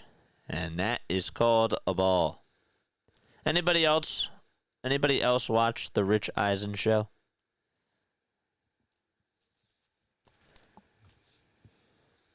One ball, no strikes. Here's the 1-0 pitch. This one's flied out over towards center field. Marsh drifts backwards. He'll make the grab. And it's the end of the 4th. We're going to the top of the 5th. 4-1 Philadelphia. 67 under. Let's go. Thank you, thank you, thank you, thank you. We appreciate that, guys. Let's go. That was a big one. That was a big one. Thank you. I appreciate it. Thank you, thank you. Oh, man. Let's go. I'll take that. Thank you. Really, thank you so much. That's a great feeling. It's a great feeling, man. It's a great feeling. Gotta keep putting in the work, man. Gotta keep putting out more and more content. Gotta post more shorts. Gotta keep up the grind. Especially with baseball season. You know, once, I'm telling you, it's going to be busy. It's going to be really busy. I mean, there's going to be long weeks coming on up. That's because we want to get to the 10K marker by the end of the year. So, you will see more shorts. You will see more Diamond Zone. And we're going to be riding this thing out. We just are. 6,700 in honor of JJ's 67th birthday. Let's go.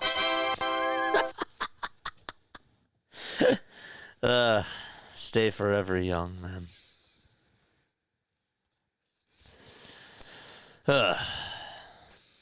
That's great. Yeah, why did I bring up Rich Eisen? I really like Rich Eisen. I think he does a good job. He is one of my favorite talk show hosts that's out there. And the one thing that I like about his show, I mean, I watch Dan Patrick too and Colin Cowherd, but really I think that Rich, like what he does a good job with is he gets everybody involved in the conversations, you know. I understand that, you know, like Le Batard like has his producers and all that type of stuff, but I feel like that everybody on the show just fits. They really do. JT will lead off the top of the 5th. And the first pitch is lined out to left field for a base hit. And JT gets on with a leadoff single. So the hits keep it coming. Merrill Kelly still pitching. 86 pitches for him.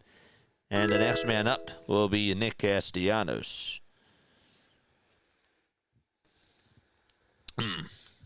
318 watching, 151 likes. Let's get to 200, man. Let's keep going. Keep it coming. Yeah. Like, as a talk show host, the one thing that I noticed from people is that, you know, you're sort of like, it's sort of kind of like play-by-play where you're the conductor, you are the maestro, if you will, and you gotta, you know, you choose the topics, but you get everybody involved and you have real sports discussions. That's what I really like about his show. It's not just hot topics. You know, he does a good job with talking sports and just keeping to that. 1 ball, no strikes, and the pitch. And that is grounded foul. Philly halftime said happy birthday to you, JJ. That was so nice. Oh, man. All right, I will type back to him.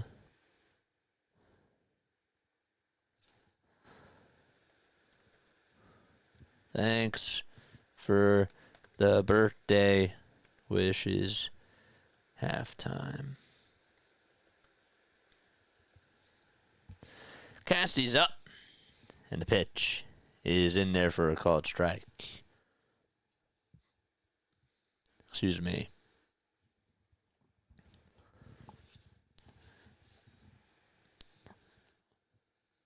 One ball, 2 strikes to Nick Castellanos. He's 0 for 2. The 1-2. That's down for ball 2. Yeah, tell him it's, I forgot to tell him it's on Sunday. It's on Sunday. 2 balls, 2 strikes to Nick Castellanos. The windup and the pitch. And it's spoiled foul towards the Phillies dugout. JT was heading on over to second, and he has to go back over to first. Where are you, John and Michael? They're not here right now. No, they are not here right now. 2 balls, 2 strikes. 5 seconds left on the pitch clock. The 2-2 pitch. And a foul ball over towards the left side. Doug says, I still think we signed JT at the end of the season. You know, I'm going to be honest with you. It feels weird. Like, it feels like yesterday we got Kyle Schwarber, JT, and Nick Castellanos. It just does. Like, time flies, and I get it, but it really feels like we just got them yesterday. I don't know. Maybe that's just me. 2-2, and there's a foul ball over towards the left side. Captain says must be why we're winning. That was funny. They've been here when we were winning. But yeah, that's kind of funny. 2 balls, 2 strikes. I think after this we're going to do, we'll do some more baseball. We'll do some Diamond Zone tonight, depending on when this game ends. We'll see. 2 balls, 2 strikes. The 2-2 on the way. Strike 3 called at the knees on the inside corner. And there is out number 1.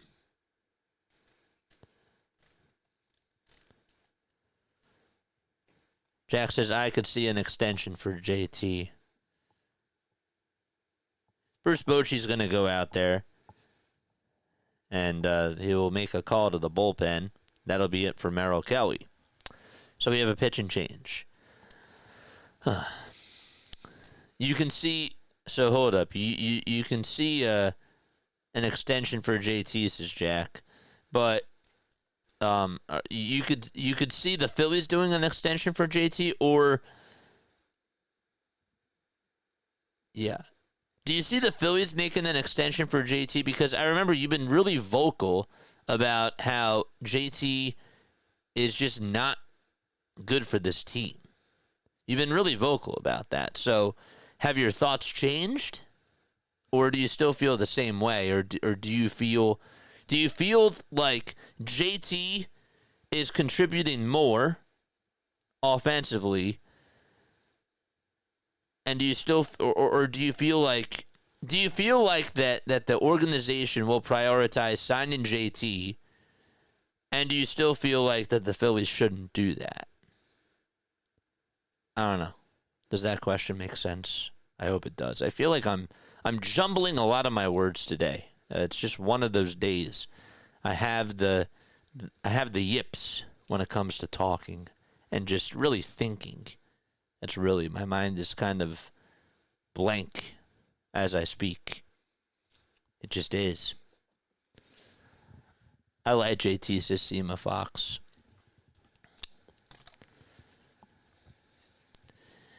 Yeah, JT has been through a lot with this team. He has. I personally believe, and this is just my opinion, that he's one of the top 5 best catchers that the Phillies have had.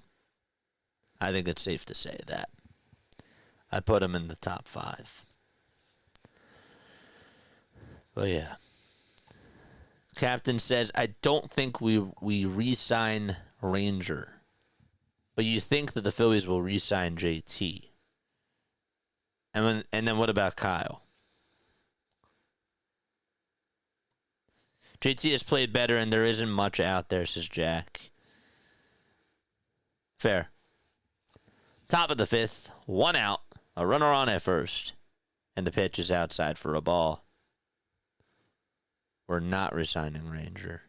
Then JT is still a slightly above average catcher, says Eagle Auto. I've just been noticing, and when Jack said it before about the skip throws, like is it miles on the tires? Like how come that it really does seem like he's doing that more and more? That kind of concerns me. 2-0 pitch. And this one is popped up over towards shallow right field. And not being able to catch it is Garcia. He tried to dive and make the catch. It bounced out of the glove. Langford chases over towards the ball. JT goes over to third. Marsh goes over to second. The throw is cut off at shortstop. And so there's a 1-out bloop double by Brandon Marsh. Garcia, who was running towards the ball, tried to dive as he was running on in, and he just could not haul it in. He rolled over after he just dropped it. It bounced out of the heel of the glove, and that's what causes a bloop double to occur. And the Phillies do have 2 runners in scoring position, and that'll bring up Max Kepler to the plate. Kepler takes the first strike at the knees. The guy that's pitching is Robert Garcia, 29 years old, from Manteca, California. 0-1 pitch. Ground ball hit over the shortstop. Runners coming home. The throw to the plate. Nice throw by Corey Seager. It was indeed a strike, and JT was out. Marsh does go over to third base. A 6-2 fielder's choice. Seager does have a pretty good arm, and he threw it right on the money. Really, towards the left side of Higashioka. All he had to do was catch it and swipe right at the belt, and it was indeed a perfect throw. Should have stayed over at third, but there's out number 2.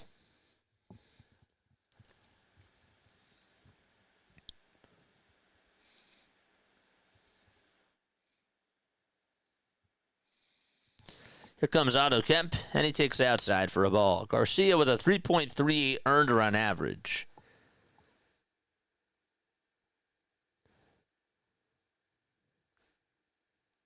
Kemp is 0 for 1. He walked in the 4th, and he also scored a run, too. Here's the 1-0 delivery. That is taken on the outside corner for a called strike.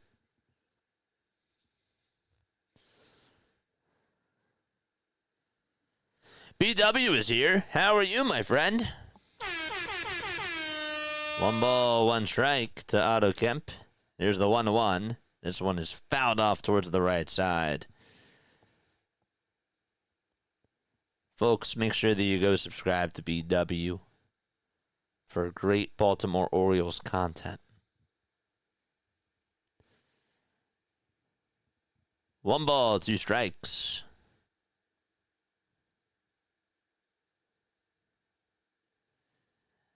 1-2 is the count. And here's the pitch. It's down for a ball. And a fake throw over the second base as Kepler swipes second without a throw. Nobody was covering the bag. Now put 2 runners in scoring position for Philadelphia. So a base hit can give the Phillies 2 runs. BW's probably feeling pretty good after the win that the O's had. 2-2 pitch. And check swing. Did he go? No, he did not. The count is now full. Merrill Kelly, his day is done. Just goes 4 1/3 of an inning. It was a pretty short outing for him. 3-2 pitch, and that's up high and outside for ball 4. So the bases are loaded for Bryson Stott. And Kemp walks again. Kemp and Stott combined 4 walks in this ball game. And so that certainly does help the Phillies. And we'll see if Bryson Stott can come on through for Philadelphia.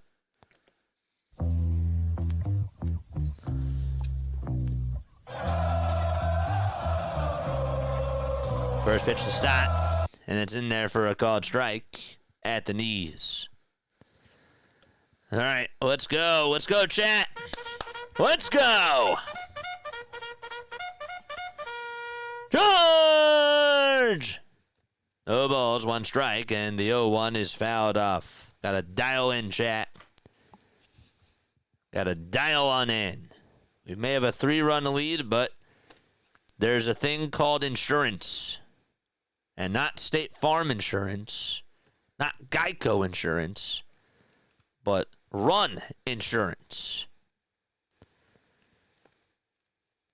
No balls, 2 strikes. Garcia, Robert Garcia, gets set and deals, and the pitch is outside. It's dropped by the catcher, and it went towards his left side, but not too far away for the runner from third to score. Marsh is at third. Kepler's at second. Kemp's over at first. 1-2 is the count. Here's the pitch. And a cold strike 3 at the knees at 96 on the gun. Phillies leave the bases loaded, and nobody comes home. We are going to the bottom of the 5th inning. It's a 4-1 ball game out in Texas. What's up, chat? Hey, bird watcher. BW, we love you, man. We do. Salute to you, my friend. What are we talking about? Best catchers? I rate Lieberthal as the Phil's best catcher. Boone, best defensively. Dalton was a team leader. JT all around good. Yeah, he's in my top 5. He's in my top 5 for sure. All right. Parrish was a huge disappointment. All right, we're going to the bottom of the 5th. 4-1 is the score. Schwarber hit a homer off the foul pole in the top of the 1st, and that was off of Merrill Kelly.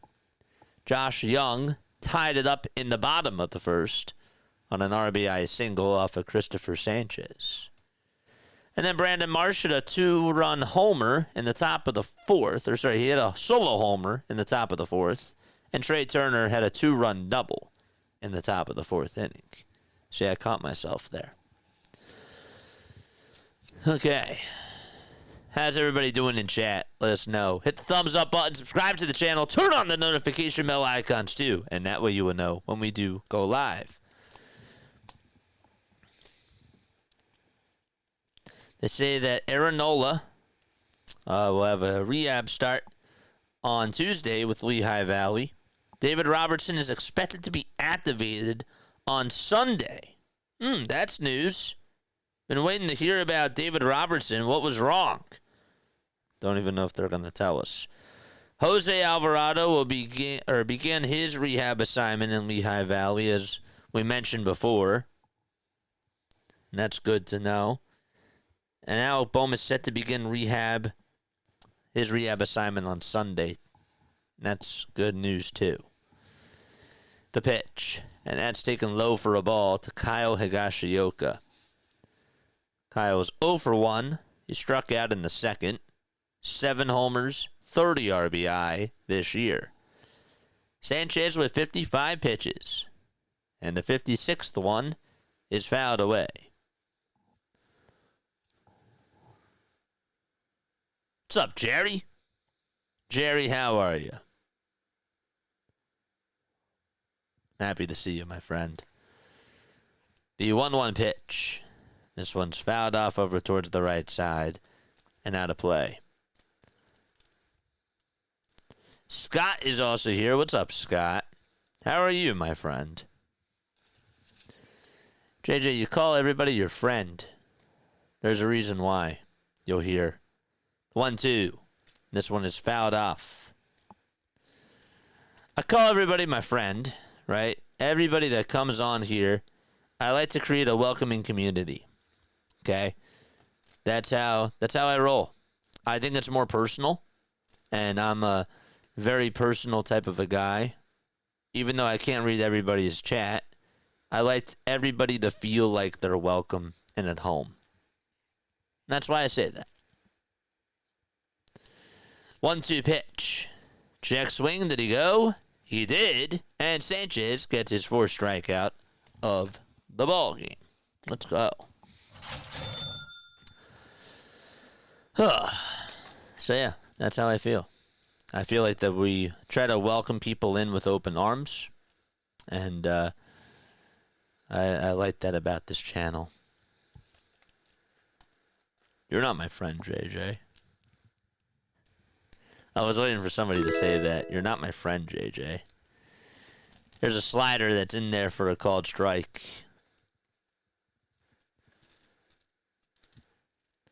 Ezekiel Duran is up at the plate. 0-1 is the count. There's 5 seconds left on the pitch clock. Here's the 0-1. And that is taken for a strike. Schwarber played catcher for 1 inning on the Cubs. Does that make him our best catcher of it ever? I mean, Bryce Harper also was drafted as a catcher too, right? And Schwarber, I don't think he played 1 inning as a catcher. I thought that he played more than that. No balls, 2 strikes to Ezekiel Duran. He was traded in the Joey Gallo trade, if I remember correctly, when the Yankees got him. Because I remember he was a part of the Yankees organization when he played for the Hudson Valley Renegades when I was doing their games. 1 ball, 2 strikes. Bottom of the 5th, 1 away. Sanchez with 62 pitches. And there's the 1-2. Line drive, base hit back up the middle. Marsh chases after it and fields it on the ground. And Ezekiel Duran is aboard.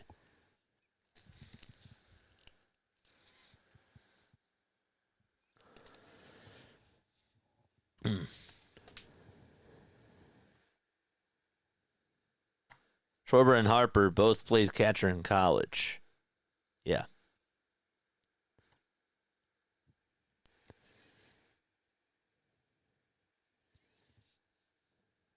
One out, bottom of the 5th. And the pitch is low for a ball. But yeah, that's why I call you guys my friends. Because I feel like I welcome you with open arms. Sam Haggerty's coming up to the plate.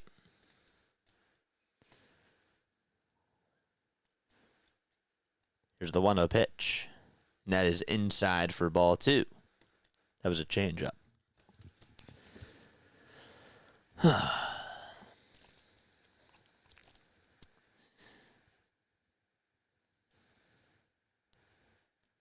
You guys think that sidearm is a lost art? 2-0. Fly ball hit over towards right center field. Marsh is there. He'll make the grab. And there is out number 2.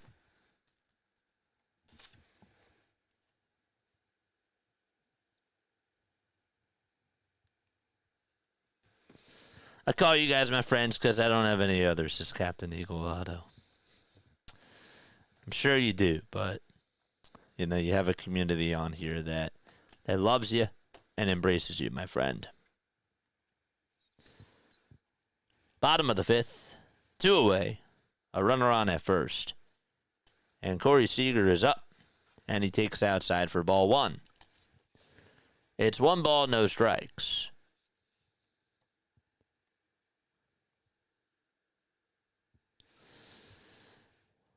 Two away, bottom of the 5th.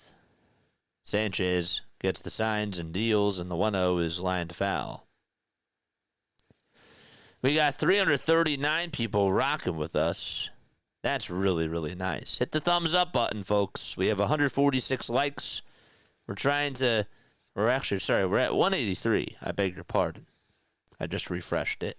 We're trying to get to 300. 1-1 pitch. Ground ball hit over towards the middle, and it goes past the dive of Stott out to center field. And Duran will head on over to third base, and that'll make the tying run come up to the plate. Okay. Again, 4-1 ball game. Stott got over to the ball a little bit late, and he was shifted towards the right side, over towards that 4-3 hole, and could not get back up the middle. One more step than I think he may have gotten there. JJ, who do we play after this series? We play the Reds. The Reds, and then it's the Washington Nationals. Michael McCormick. Mr. McCormick, is that you? What is going on? How are you? The ball is 1 strike to Marcus Semien. Hopefully you're doing well. No balls, 1 strike. Sanchez kicks and fires and throws a strike. That's in there for strike 2. Michael is also here. There's Michael, and then there's Michael McCormick. I believe that's Mr. McCormick. It has to be, right? It has to be. But I hope that you're having a good night. 0-2 pitch. That's taken low for a ball.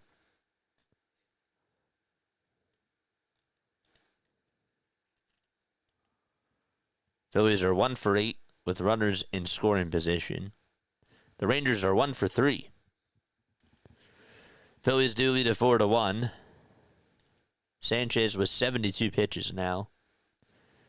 Trying to get out of the inning without a scratch. 1-2. That's a foul ball. JJ, what's that a reference to? Oh, I was not kidding. I actually had a teacher in elementary school named Mr. McCormick, and his first name was Mike. I was not joking.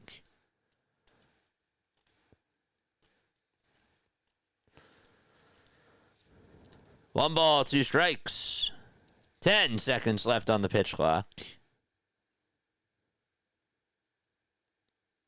And the 1-2 on the way, inside for ball 2. Baseball and JJ, life is good. Sounds good. Thanks for stopping by on here. No, you're good. You're good.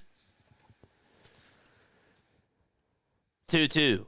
That's low and outside for ball 3. Oh boy, Wyatt Langford is in the on-deck circle.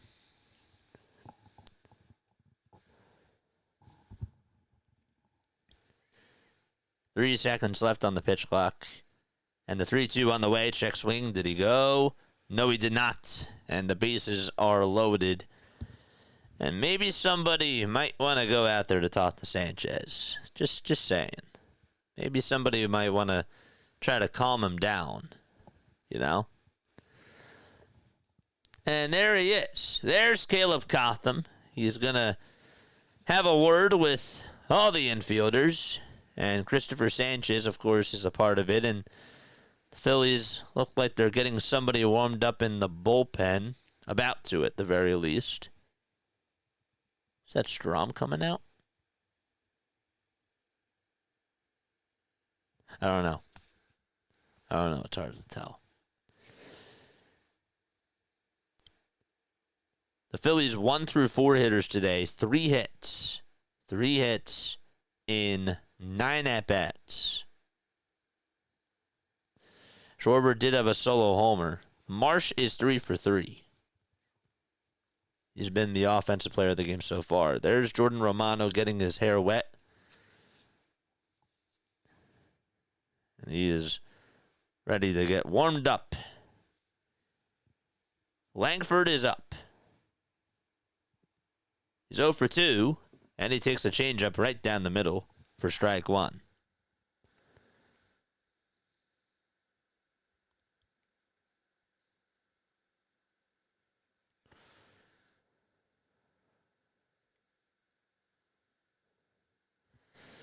Oh, 1 pitch. It's popped up in foul ground, and it'll go out of play towards the first base side. Make sure you guys hit the thumbs up button. Let's try to get to 200 before the end of this inning. That'd be great. We're at 187. The 0-2 pitch to Langford. It's low and outside for ball 1. Oh, I had an ad coming. That means a homer is coming. Oh, boy. Oh, boy. Buckle up.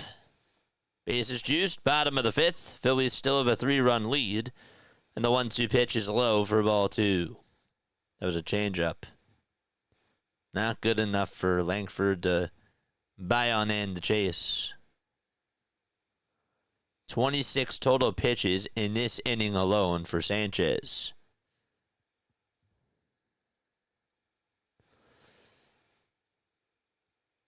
Here's the 2-2 pitch. Fly ball hit over towards left field. Not deep at all.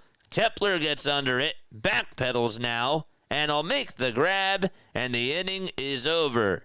So the Phillies left the bases loaded in the top of the 5th. And the Rangers leave the bases loaded in the bottom of the 5th. Neither team scores. And we're going to the top of the 6th inning. The Phillies still have a 4-1 lead. Okay. So you can take a quick breath. That's very nice. All right, we'll be back. We're going to take another step off. Don't go anywhere. Be back in less than 60. Bye.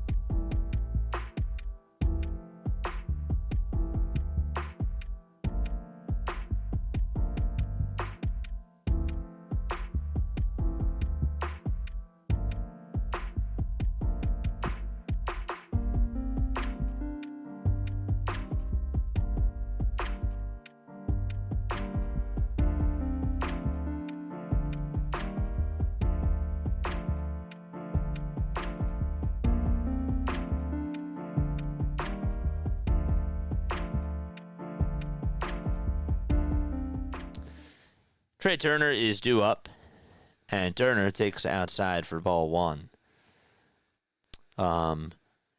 When do the Vikings play? Are the Vikings on tonight, or is that tomorrow? Must be tomorrow, right? Or did they play last night?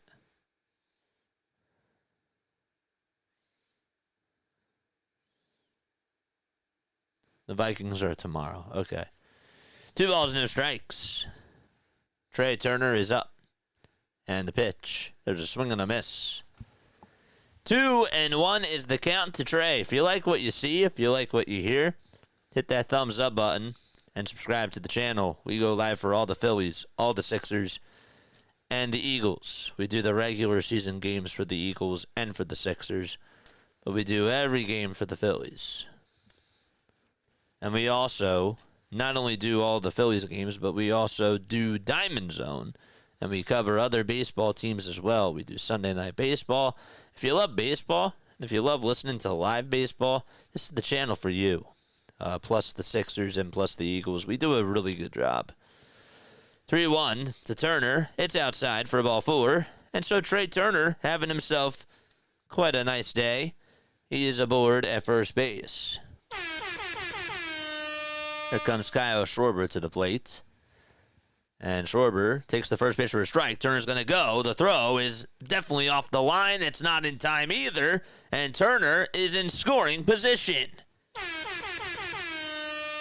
Good job by Trey. He was going on that first pitch. He had the move.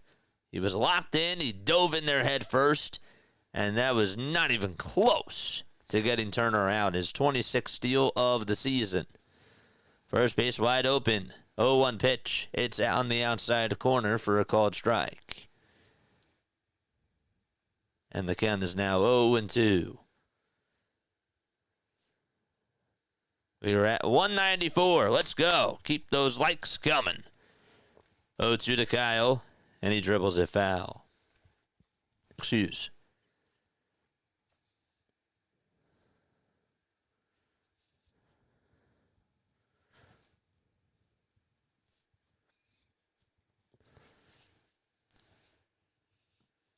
Oh, and 2 is the count to Kyle. And disengagement caused by the pitcher. He looked back at second. And he'll step off the mound. There's some action going on in the Texas Rangers bullpen.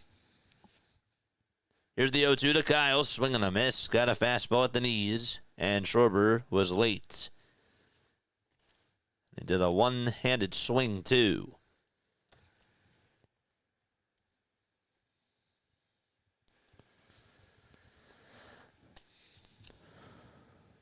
Harper got hit by a pitch, and he is up next for the Phillies. Really would have loved it if Kyle could have gotten a hold of one there, but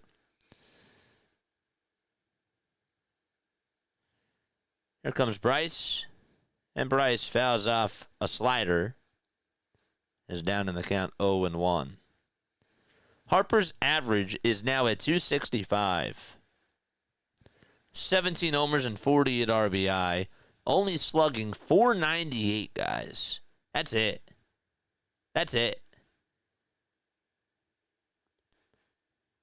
Here's the 0-1. A swing and a miss. He was late again on the fastball.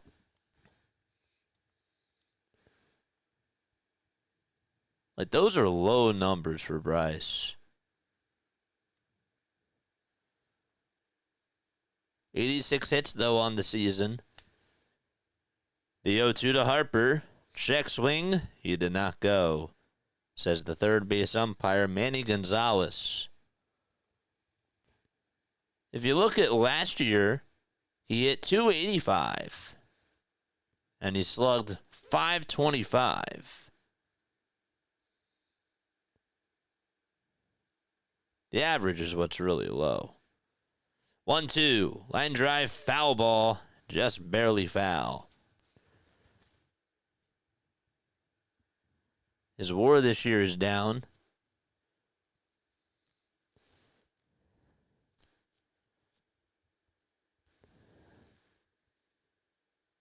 Hasn't bat under 270, though, since 2020. And really, the last full season was 2019. 1-2 pitch, and there's a swing and a miss. And Garcia gets another strikeout. Back-to-back Ks for Robert Garcia.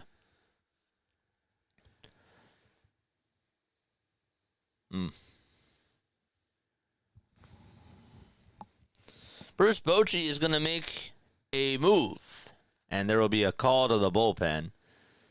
So Garcia's night is done. That's going to be it for him. He'll pull the plug. Bochy, that is. And as JT comes up, we'll see who comes on in to face him.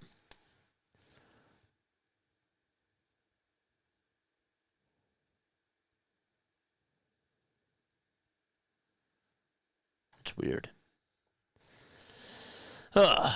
John's here. How are you, John? Thank you very, very much for stopping on by. Michael, John, and Steve all just showed up. Got to be a jinx in there somewhere. Chat's about to get more and more talkative. JJ, thanks for the great Diamond Zone yesterday. Of course. No problem.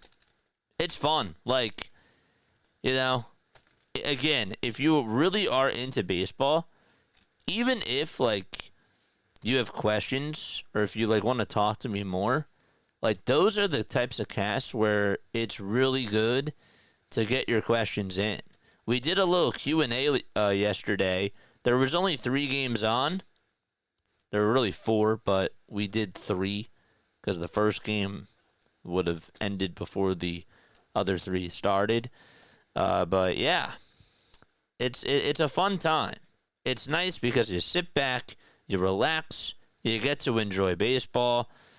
And, again, if you are into fantasy and extra stuff like that, it's a really, really cool thing. But I know it's not everybody's cup of tea. I know that some people just, like, love the Phillies. But I'm trying to get more of a baseball fan base on there, and I really think that could work.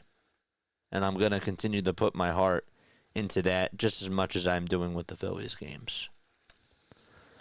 Top of the 6th, JT is up. And the pitch, it's in there for a strike. That was a cutter. Bryce gets in his own head, says Larry. Yeah, Doug.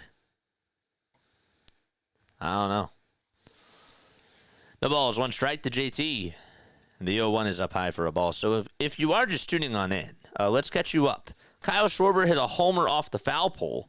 In the top of the first, it was a solo homer off of Merrill Kelly. And then the Rangers tied it back in the bottom of the first on an RBI single by Josh Young. Here's the 1-1 to JT. There's a swing and a miss. And then the Phillies in the top of the 4th, they got some more runs. One was via solo homer by Brandon Marsh. And then Trey Turner hit a 2-run double. And the Phillies have led 4-1 since. Cristopher Sanchez has pitched.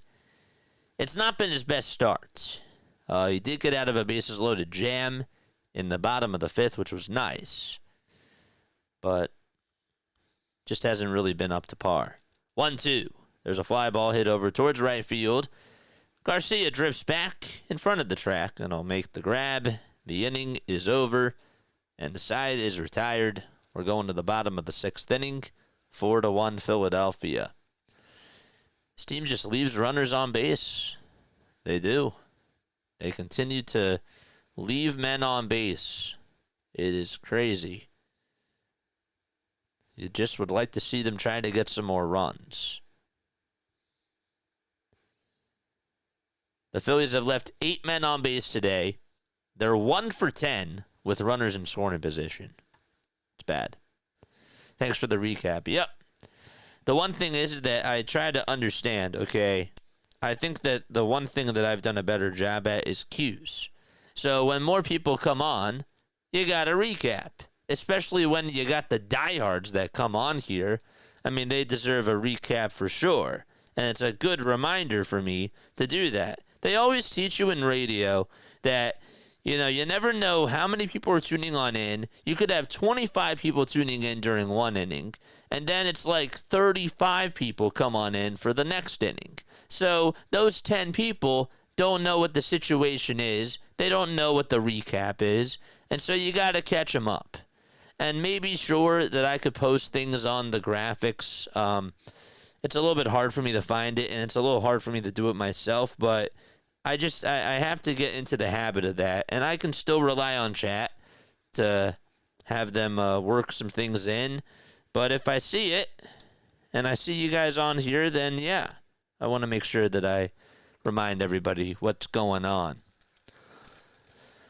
The next pitcher, the guy that did pitch to JT, and I didn't say this, and I apologize. Cole Winn was the guy that pitched. He has a 1.13 ERA. Thanks for the broadcast lesson. Yeah, it's I want to make sure that I do that. And again, I know there's people out there that want to go on into broadcasting. I mean, I had a couple people come on yesterday. One of them is a streamer, but he is young, wants to work on things. So if I can help other people that are aspiring to be me on this type of a platform, I want to do that. The pitch. There's a foul ball to Josh Young. A 252 average for him this year. He knocked in his 44th RBI back in the first. Sanchez delivers, and it's outside.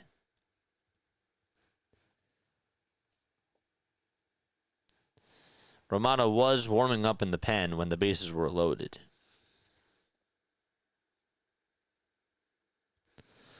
One. There's a foul ball. Steve says, I remember a year ago, maybe 2 years ago, JJ had a room of 20 for the Sixers, and look now, everyone is discovering how awesome it is to be in here. Thank you, man. I try. I still have a lot of work to do. There's a lot of room for improvement, but I'm just happy that you guys enjoy the casts. I can't control how the Phillies do. I can't control how the Sixers do. But I can try to make it as enjoyable as possible. 2-2 pitch. It's a foul ball. That's off the end of the bat. But that's a high compliment from you. I just got to do my job. 2 balls, 2 strikes. 5 pitches in this at-bat to Josh Young. Here's the 2-2. Swing and a miss. And there is out number 1. The 5th strikeout tonight from Cristopher Sanchez. Cha-ching. Drop a Sanchez emote in the chat.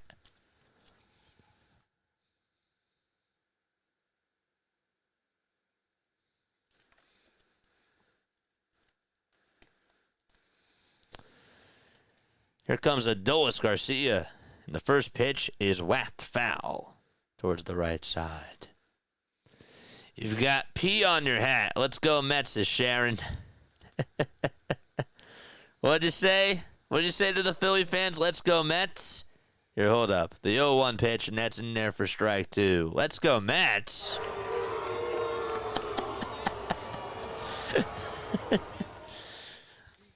Garcia 0 for 2 with 2 groundouts. It's all fun and games. Here's the 0-2 on the way. It's a foul ball. Some of the Phillies fans, though, there's one in particular that is actually rooting for you guys tonight because he wants the Phillies to try to get that bye. So,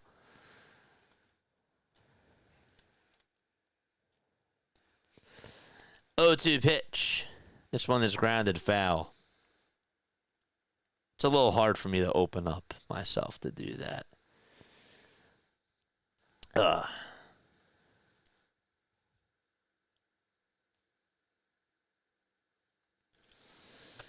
ball is 2 strikes. Sanchez gets set, kicks, fires, throws it low, and outside for a ball. Adolis Garcia, just a 225 batting average for him this year.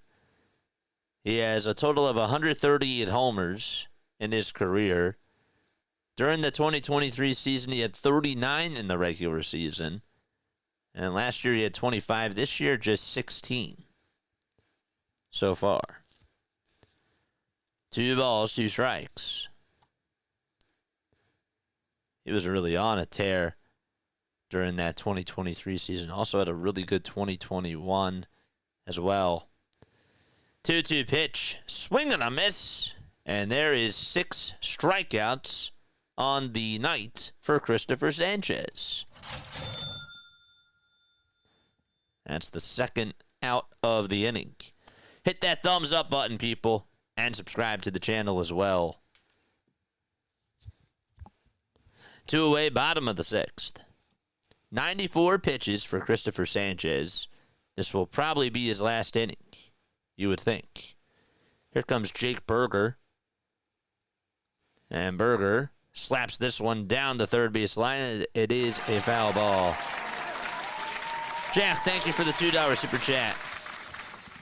I'd like to see Kyle stay for 5 years, $150 million. 5 years, 150. Okay. All right. Thank you so much for the super chat, man. 5 years, 150. Okay. How do you guys feel about that? How does chat feel about that? Is that fair? You think that that's a little bit too much? What say you?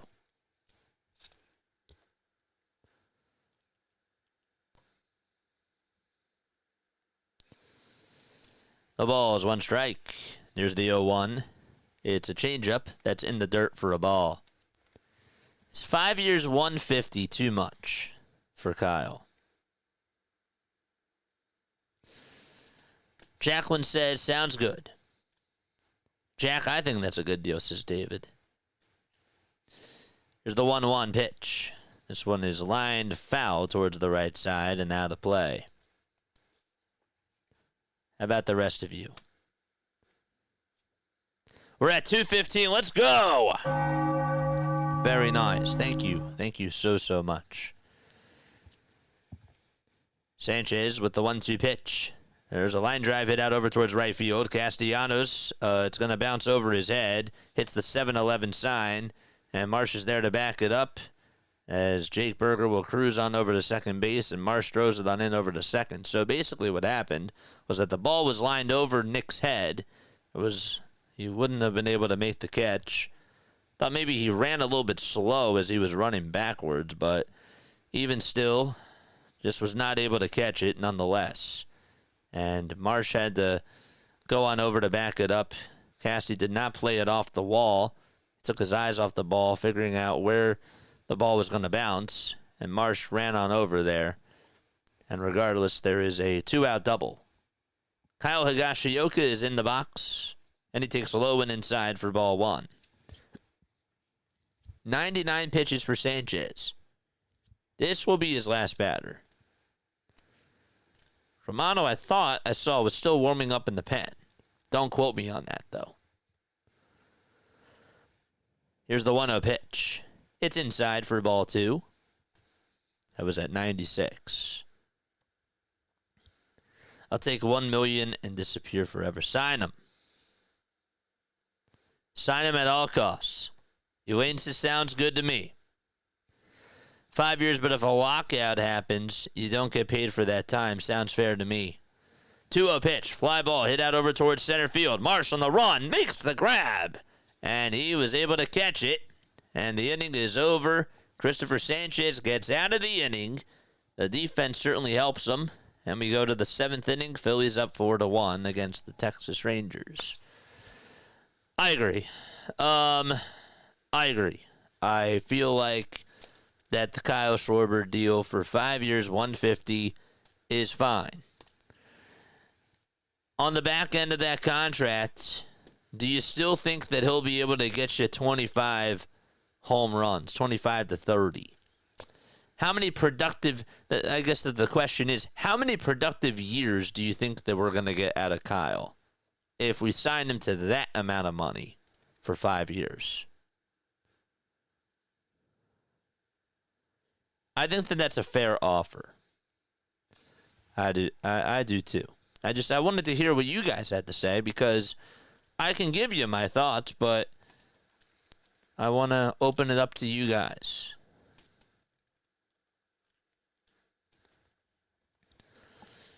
Hit that thumbs up button, subscribe to the channel, and turn on the notification bell icons too. How much would you give Ranger? How much would you offer Ranger Suarez? So you offer 5 years, $150 to Kyle. Do you make an offer for Ranger Suarez? Jack says all 5. Okay. I hope so. That kind of power doesn't just go away. Well, with Ryan, it did because of the injury, but yeah.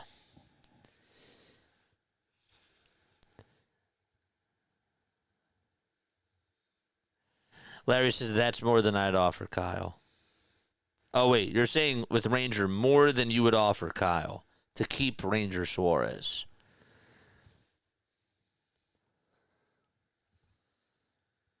Sure, that's fair. Ryan did play the field. That is correct. That is correct. But do we think as Bryce declines, he's still going to play the field? But even when he tore his ACL, right, he fouled off a pitch. That was how he hurt it. It wasn't by playing the field. It wasn't when he was playing the field. But maybe that caused it from playing over at first base. I'm just saying that during the situation, it was on the last pitch of that series against the Cardinals. All right, so Nick Castellanos just grounded out, and Brandon Marsh is coming up to the plate.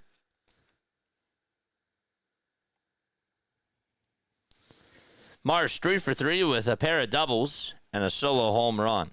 How about this? 3 extra base hits for Brandon Marsh. Wynn still pitching, and he kicks and deals and throws a pitch on the outside corner for a called strike. Don't forget to like. Don't forget to subscribe. That's his second career game with 3 extra base hits. Last time he did that was against the Marlins in 2023. The 0-1 looked a little bit off the plate, but it's a called strike.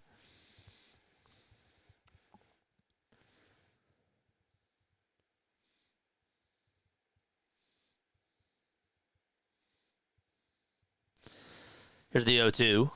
That's way up high and inside for a ball.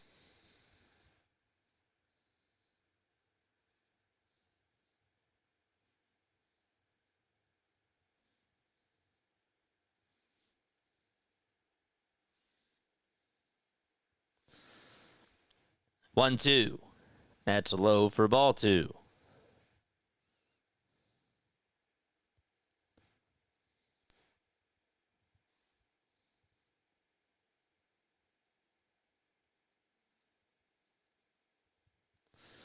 Two, and that's a foul ball.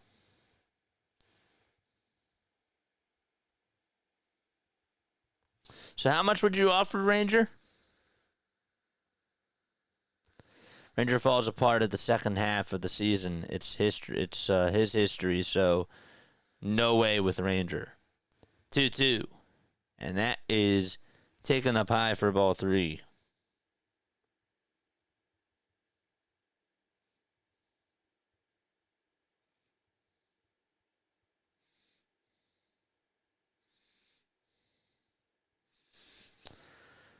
Three, 2 on the way. Foul ball.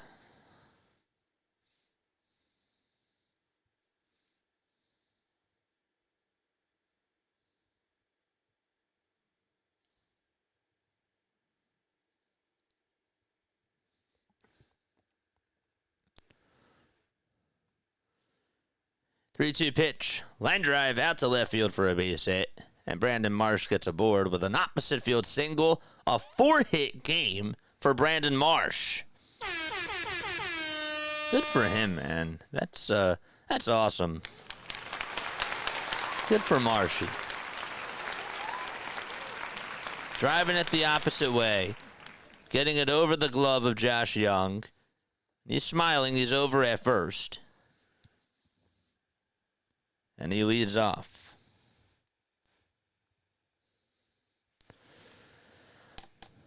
Here's the pitch. It's way up high for a ball. And the count is 1-0. Okay, Marsh. Yeah. Love it. 1 ball, no strikes. Max Kepler 0 for 3. And here's the pitch to Kepler. And this one is fouled back. Whoa, thank you, Jack. The Phillies won't admit it, but the reason they didn't make Schwarber an offer he couldn't refuse is because they were leaving the DH for Harper. And why do you say that? Is that just your theory? Thank you so much for the $5 super chat, my friend. 1-1 to Kepler. Fly ball hit out over towards right field. It's hooking foul, and it'll go out of play. You think that they're just prioritizing Bryce and that they want to leave the DH spot open for him. That's interesting. Interesting. 1-2 pitch. That's low for ball 2. That could be. That could be. I hope not, but that could be the case. 2-2. There's a line drive hit out to right field. Garcia on the run makes the catch in stride as he was running towards the track. And Marsh shakes his head, goes back over to first. That could have been trouble. And Kepler just missed a double out towards right center field. He was running towards his right and just extended his glove out, and his wingspan was just long enough to catch that. Otto Kemp is up next, and Kemp will fly this one out towards left center field. Langford will get under it as he calls off the left fielder for out number 3, called off Haggerty, and we go to the bottom of the 7th inning. Ezekiel Duran will lead things off for the Texas Rangers when they return. Phillies lead it 4-1. Okay. I'm going to ask you a Phillies trivia question, and if you get it right, you'll hear this. If you get it wrong, you'll hear this. All right. Anybody know which Philadelphia Phillies player famously hit a home run in their last at-bat at the Vets? Anybody know? We want to go a little bit easy. But then again, I guess we can't say it's easy for the people that have just been tuning on in recently. But let us know. Which Philadelphia Phillies player famously hit a homer in their last at-bat at the Vet, marking an end of an era for the franchise in 2003? That part I forgot. That part I forgot. Marking the end of an era for the franchise in 2003. So now I'll start to take the answers. Did Schmidt actually homer in his last at-bat? Dykstra. All right, so we're going to start with that. No. Which Philadelphia Phillies player famously hit a homer in their last at-bat at Veterans Stadium, marking the end of an era for the franchise in 2003? Stairs. Vittorino. No. Stairs was not at the Vet in 2003. Halftime might know. Does Halftime know? Halftime, if you can hear me, which I don't think you're listening, but you might be. Which Philadelphia Phillies player famously hit a homer in their last at-bat at Veterans Stadium, marking the end of an era for the franchise in 2003? Was it Scott Rowland? No. Was it Chase Utley? No. Was it Pat the Bats or J-Roll? Nope.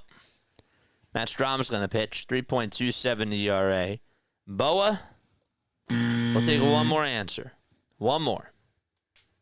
Kruk. Tomei. Good job, Jack. Good job. Tomei is the Phillies player who hit a homer in his last at-bat at Veterans Stadium, marking the end of an era for the franchise in 2003. That is correct.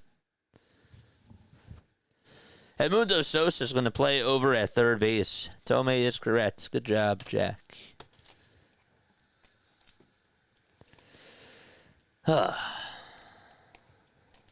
Let's go.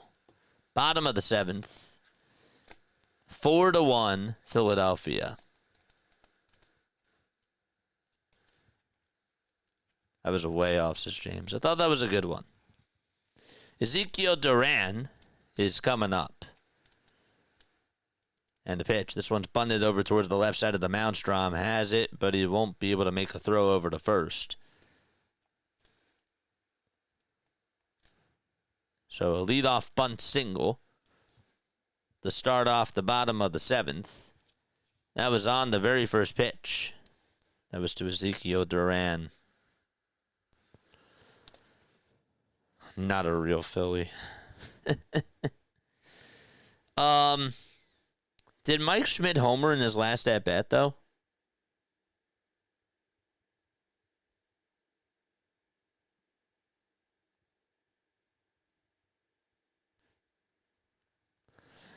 The pitch. That's in there for a strike. According to Gemini, they say no.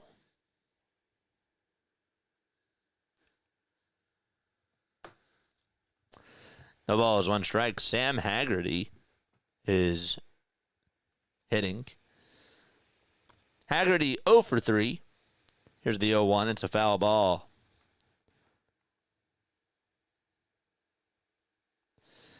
The Mets are down to their final 3 outs. Ben subscribed. Thank you so much, Ben. Thank you.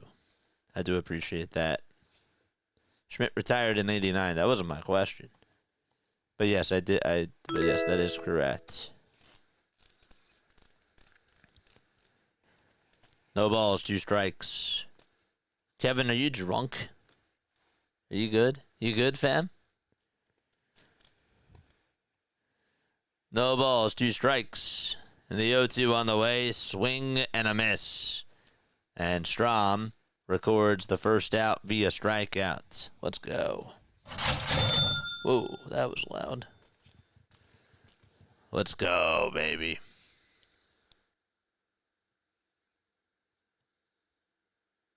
What's up, Kevin? How are you, my friend? Bottom of the 7th, 1 away. And here's the pitch to Corey Seager. And that is low for a ball. Ted Williams hit a homer in his final at-bat. Yeah. James.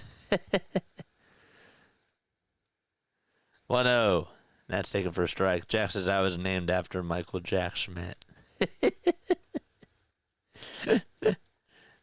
Ben, thanks for the sub, man. 1 ball, 1 strike. That's to Corey Seager. There's 2 for 3. The 1-1 pitch. There's a swing and a miss. And so the count is 1-2. Schmidt's last at-bat was a ground out in an 0-4 game at Montreal. Thank you for letting me know.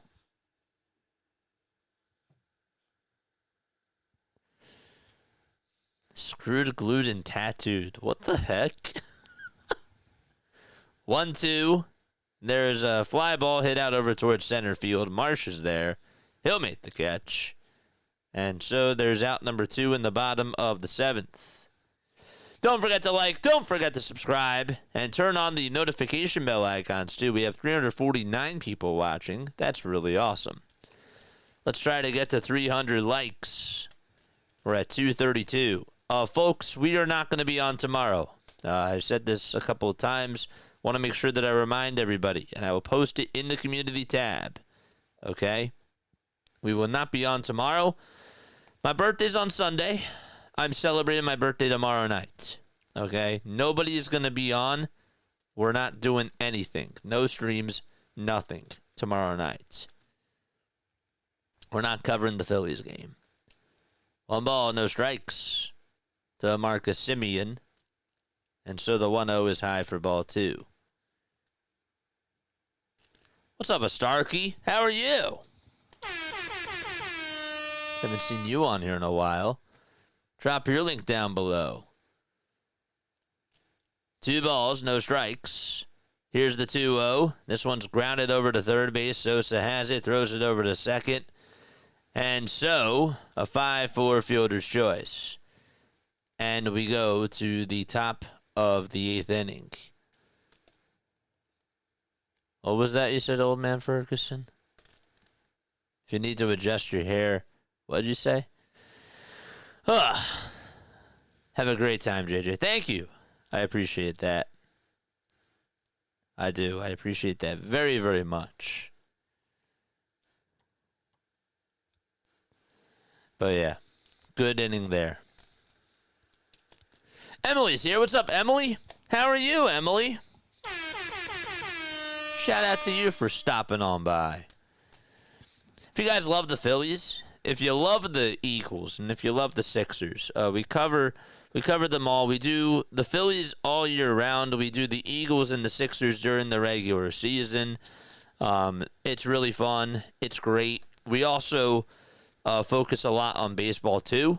I'm trying to get more and more baseball fans. If you're a baseball fanatic like me, if you love fantasy baseball, what I do is I do this thing called MLB Diamond Zone, where you can, tune on in, and it's sort of like an NFL Red Zone type of a cast for baseball, where we do live look-ins and live whip-arounds throughout all the games that are going on.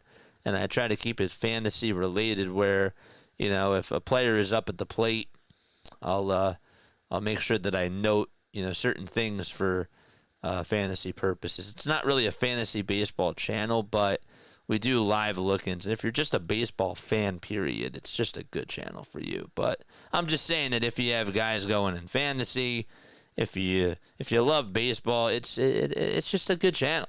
It really is. I'm not trying to toot my own horn, but we have a lot of fun. We also do Sunday night baseball. We might do some extra baseball coverage tonight after this game is done. We'll see what time it is and how we're doing on time. But yeah. All right, so we're in the top of the 8th inning. Bryson Stott is going to lead it off, and he's going to be facing Luis Curvelo. 3 outings this year for him, 4 1/3 of an inning. 4 strikeouts, 1 walk, no saves, and 0 ERA.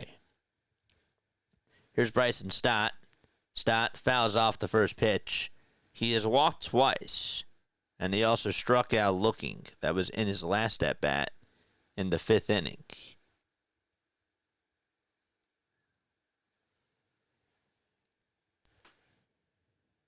Stott is 44 RBI. Curvelo gets set and deals, and the pitch is taken low for a ball. 1-1 is the count. Thank you, Steve. 1-1 pitch. That's outside. You're going to be 41, JJ. Nope. Some people say I act a little bit older than my age, but I'm not there. I'm not that old. 2 balls, 1 strike, and the pitch to Stott. Fly ball hit out to right field. It's hooking foul, and it is a foul ball indeed. No drinking too much. If you need to adjust your hair after every pitch, then maybe it's time to cut it. Oh, that's what you said. I got you. 2 balls, 2 strikes. We're in the top of the 8th inning, and the 2-2 on the way. Swing and a miss, and there is out number 1. If you guys have not followed me on all the social medias out there, Instagram, Twitch, it's another platform, but I'm just trying to think of all the other platforms that we have X. Somebody drop my link tree down below. Go follow. Go subscribe. We're going to try to post more on the other platforms too, because I think that that's really important. Here comes Trey Turner, and he takes low and outside for ball 1. That was a slider. Turner 1 for 3 with a double. It was a 2 RBI double back in the top of the 4th. He also walked and stole a base. The pitch. And it's a 1-1 count.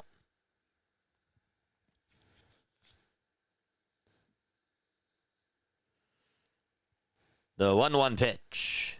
And that is outside for a ball. Love the Sixers. My homeboy VJ plays for us from the Bahamas, JJ. Yes. VJ Edgecombe. Let's go. I'm excited for him, man. 2-1. It's way up high for ball 3. Thank you, Starkey.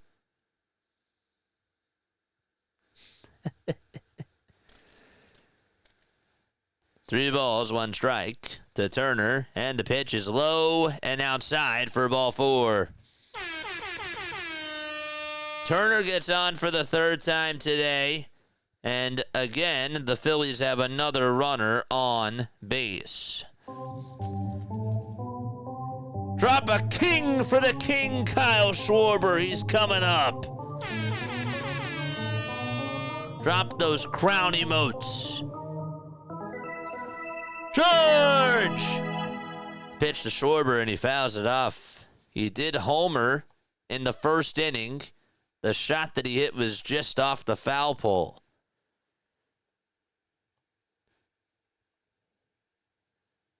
That was his 41st homer of the season and his 95th RBI as well. Here's the 0-1 to Kyle, and he fouls it back over towards the screen. Steve, sounds good, man. JJ, I'd say that you had 32 years, 4 months, and 16 days old. You forgot the hours, my friend.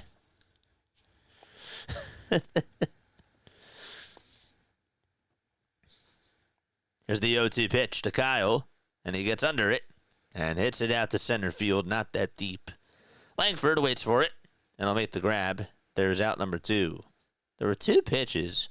The one that he popped out over to Seager, where he just hit it a mile high. That one he hit a mile high, too. The exit velo was just at 105, though. Happy anniversary, JJ. God bless you, bro. Good Lord willing, many more things to come. Oh, thank you, guys. That's so sweet, man. Aww. The pitch. There's a swing and a miss. And the count is 0-1. Lynn, what's up, Lynn? I'll be at the game tomorrow, Lynn says. Nice. Enjoy. Are you from Texas? Carvello tosses it back to first. It's not in time. Bryce Harper is up at the plate. Don't forget to like. Don't forget to subscribe. We're trying to get to 300 likes. No balls, 1 strike to Bryce Harper. Here's the 0-1, and he flies this one out over towards shallow center field. Langford on the run over towards the plate, and they'll make the grab. And the inning is over. The side is retired. The Phillies do leave their 11th man on base. And Langford will lead off the bottom of the 8th inning when we return. Excuse me. Yes. You're welcome. My grandma's birthday would have been tomorrow as well. Yeah, my birthday is not till Sunday. My birthday is not till Sunday. So I will actually be on here for my birthday. We'll do the Phillies Rangers game. That'll be at 2:35. And then we got Sunday Night Baseball. It'll be Cubs and Cardinals. That'll be fun. Hope to see you guys on for that. So no Phillies tomorrow. Tomorrow, though, I will be live from 1 to 4, I believe. Right? The schedule tomorrow. Tomorrow is, yeah. I'll be on from like 1 to 5, I'll say. We'll do the Marlins versus Braves game, the Astros versus Yankees game, and then we'll start with the Nationals Giants. I know that the Giants fans are going to be super mad at me, but there's nothing I can do. I'm going to get off at 5. I'm getting off at 5. As soon as the Yankees game is done, I'm getting off. But I will cover that. That's what I'll be able to do tomorrow. And then we're going out, and then we'll be back on Sunday. So that'll be cool.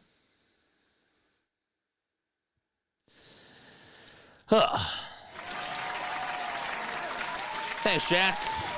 Another $5 super chat from Jack. They went back, checked the footage and concluded Maravich in college would have averaged 57 points at game if they had the 3-point shot. That's crazy. Wow. That's wild. Pistol Pete.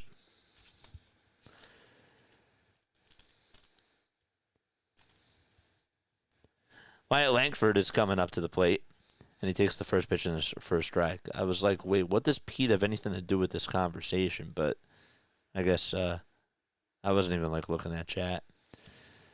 But thank you for the $5 super chat, my friend. 1 ball, 1 strike. I'm very grateful for you guys. I really am. Here's the 1-1 pitch. That's outside for ball 2. So pitching right now is Orion Kerkering. This is how I imagined it would be. It'd be Strom, Kerkering, and then Duran. 2-1. Swing and a miss. And the count is 2-2. Starkey, drop your link down below, please. Go follow Starkey if you love gaming. She does an awesome job. Sanchez today, 6 innings, 6 hits, 1 earned run, 1 walk, and 6 strikeouts. The 2-2 delivery, down and out for ball 3. And so the count is 3-2.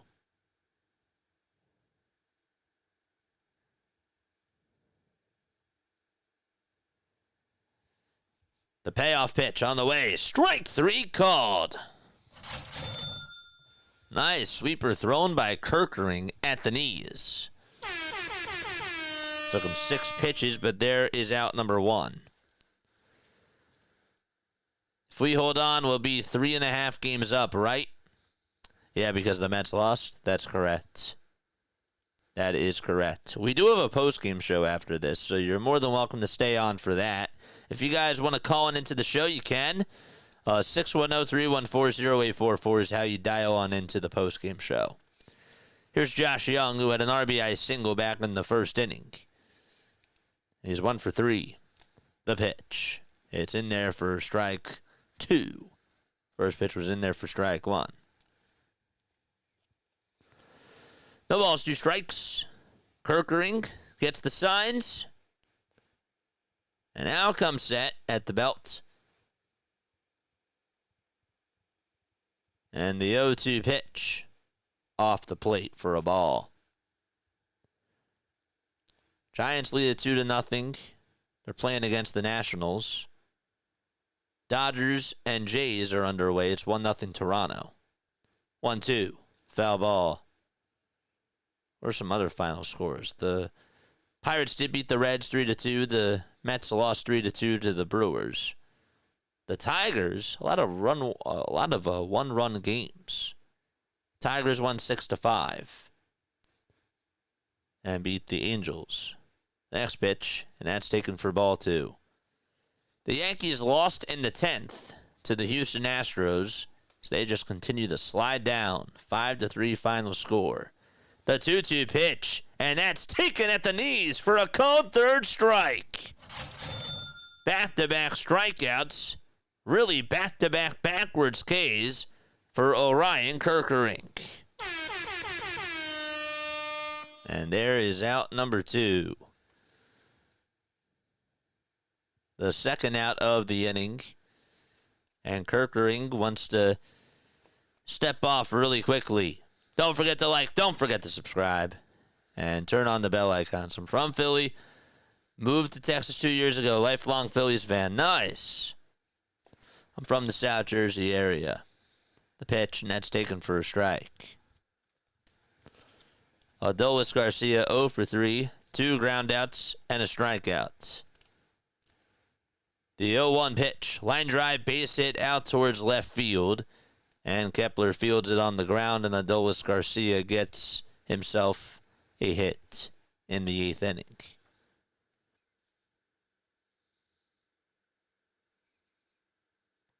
Happy belated birthday. Thank you. Thank you very, very much. Happy early birthday. Yep. Thank you so much, guys. You guys are very nice. Sunday's the day. Sunday is the big day. So a 2-out single for Adolis Garcia. And Tanner Banks is getting warmed up in the Phillies bullpen.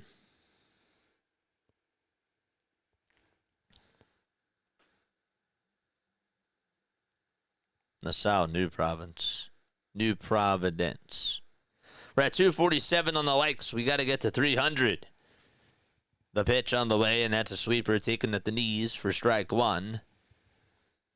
To Jock Peterson. Jock is still in the league. He's 33 years old. There's the 0-1, and he looks at a ball, even though it looked like it was a strike. He had that one homer against the Yankees recently, and that was in the bottom of the 9th to tie it up. The pitch, and that is swung on and missed. That was on August 4th. That was a crazy ball game. 1 ball, 2 strikes to Jock Peterson, just hitting 144 on the season.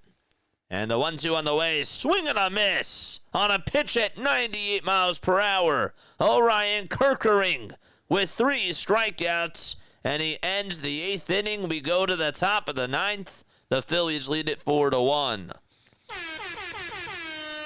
All right, good stuff. All right, folks, after the game is done, I got a post-game show. You're more than welcome to stay on for that. If you guys want to hear my thoughts on this game, if you want me to break down everything, and also, it's a time for you guys, too. It's a time for you guys to come on, give me your thoughts, tell me where do you think that the team is at, what did you like about this game tonight, what didn't you like about the game tonight. That's really what it's all about, and it's cool. It's nice because we get to break it all down, we get to dissect everything, and you know, if you love this team, like as much as I do, I really do enjoy these post-game shows. So come on for that. Would love to hear what you guys have to say. 610-314-0844. And if you can't stay on for it, that's fine. You can also leave a text message, or you can leave a voicemail message as well, and just call on it. Right now we're on Do Not Disturb. It's going to automatically go to the voicemail.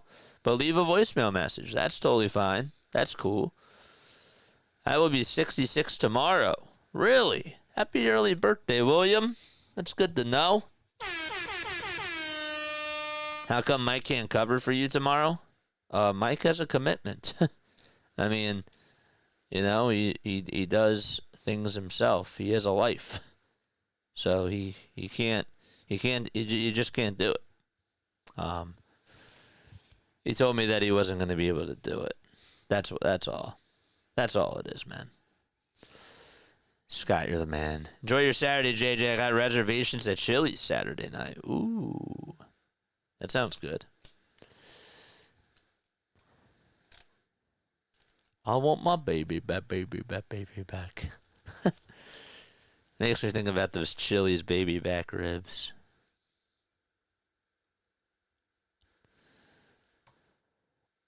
But yeah, he has something that he has to do. The pitch. As we start off the top of the 9th inning, JT looks at a strike. Crivello is still pitching. The ball's 1 strike to JT. Here's the 0-1, It's a foul ball off the knee pad of the catcher, Higashioka.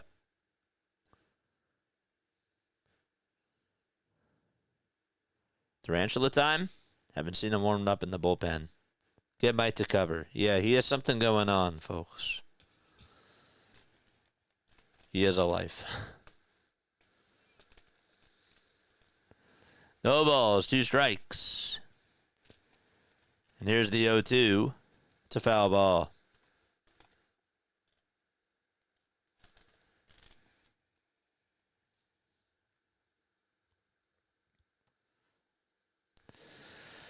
Oh, boy. 0-2 is the count. To JT. The windup and the pitch. That's low and outside for a ball. If you guys have not done so already, please, just a friendly reminder to hit the subscribe button. We go on for all the Phillies games. We do all the regular season Eagles games and the Sixers games too during the regular season. And we grind. We do the time. 1-2 on the way. Line drive, base it out to left field off the end of the bat by JT. And so a leadoff single to start off the 9th inning by Realmuto. Let's go. Let's go, baby. Let's go. Drop a Phillies emote in the chat. Woo! Here comes Nick Castellanos. Casty looks at ball 1. The slider was low and off the plate as well.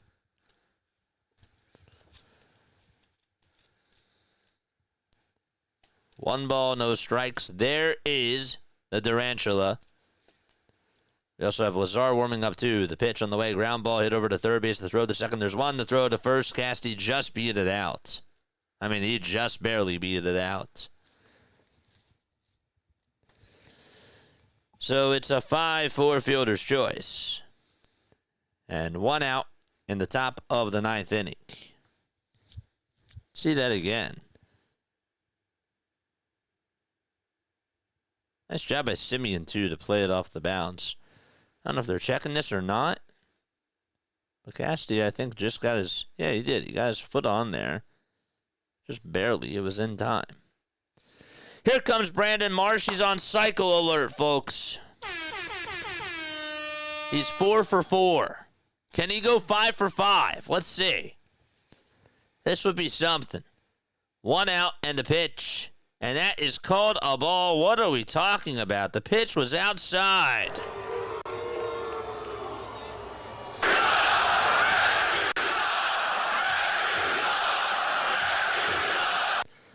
No balls, 1 strike, and the pitch to Marsh. Line drive, foul ball towards the right side. That changes everything of the at-bat.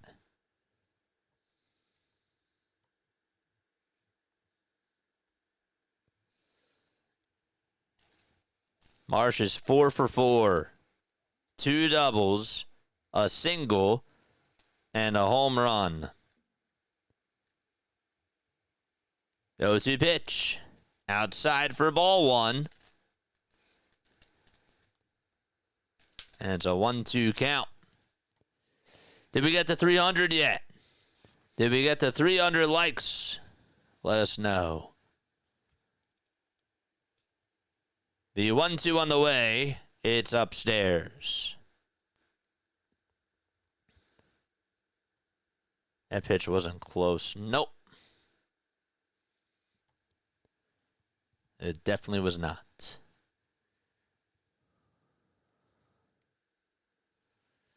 Two and 2 is the count to Marsh. Curvello gets set and deals, and the pitch is called a ball. Now that looked like it was a strike. And the count is full.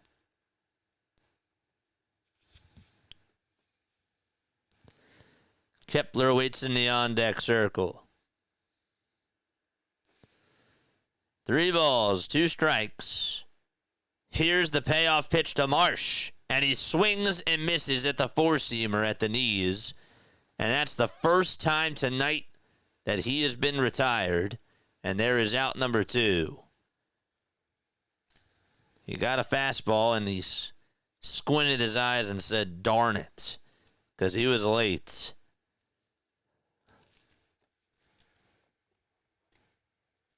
And he knew it. Max Kepler comes up, and he takes a slider, low and inside for a ball.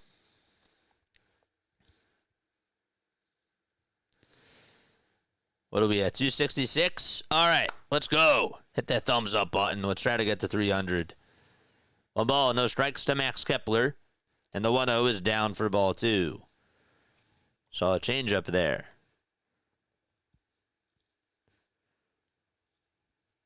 Two balls, no strikes. Phillies will play tomorrow night at 7:15 p.m. Eastern Time against the Rangers. The 2-0 on the way, and that is inside for ball 3.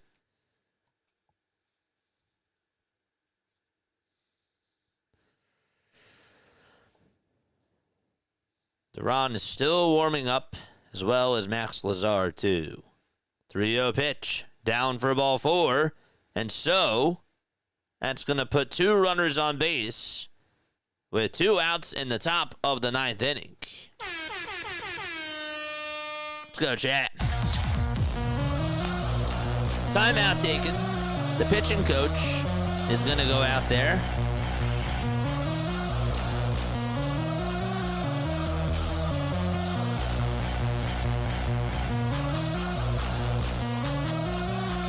Mike Maddox is the pitching coach, 63 years old. Maddox actually played with the Phillies back in '86 and was there with them until '89. Started off his career there with the Phillies.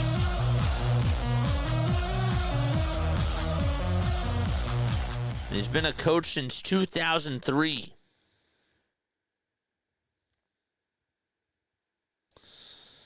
Alrighty. 2 runners on, and Edmundo Sosa is coming up to the plate. Drop the Sosa emojis in the chat.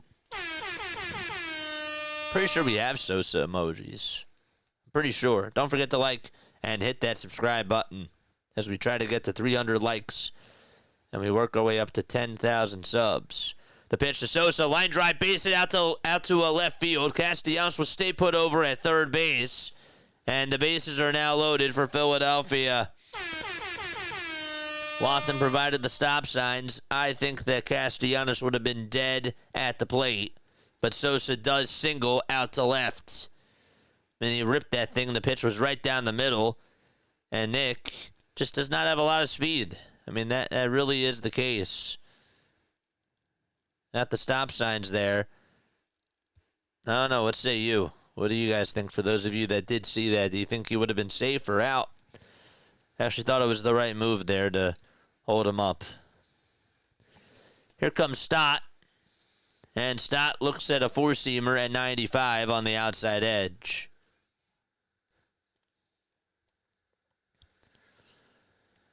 Okay. 0-1. Casty at third. Kepler at second. Sosa at first. The pitch to Stott. And he fouls it off. Out of play. Dorland says trade him. Trade who? Nick Castellanos?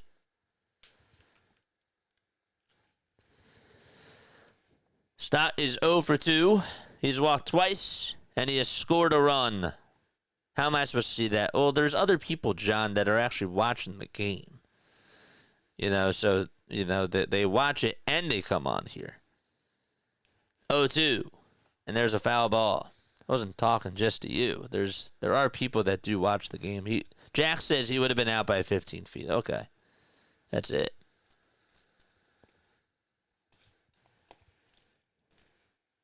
No balls, 2 strikes. Here's the 0-2. Line drive, base hit down the left field line. This will get Castellanos to jog on home. And Sosa goes over to third. Kepler will score. Stott gets on with a 2-run double and provides the Phillies some insurance.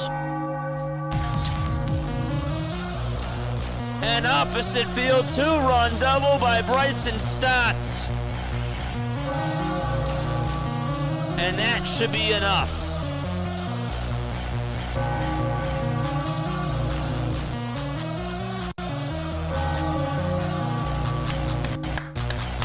Let's go.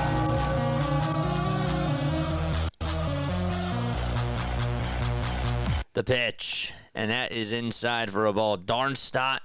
Oh, gosh. What a sarcastic remark. One ball, no strikes, and the pitch to Trey, and that is taken at the knees for strike one. Turner 1 for 3 with a double, 2 walks, 2 RBI, and a stolen base. The 1-1 to Turner. Fly ball hit out to deep left center field. It's going back towards the track, and it is gone! Even more runs for the Phillies as Trey Turner says, see you later.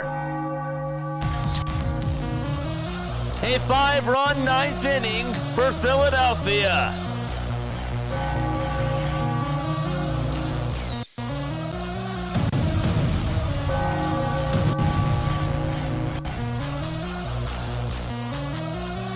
And that should put the Rangers to bed.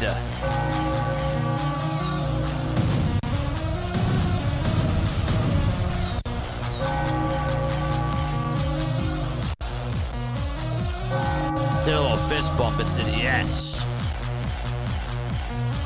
Here comes Kyle Schwarber, the pitch, swing and a miss. Trey Turner, man.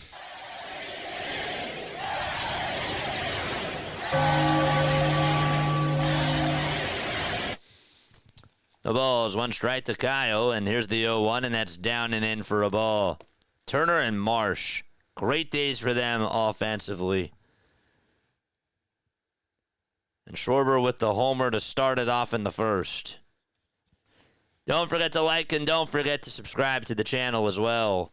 The 1-1 to Kyle, way inside for ball 2. Trey needed that. That was a good swing from Turner. 417 feet for Trey. 2 balls, 1 strike. That was his 12th homer of the season.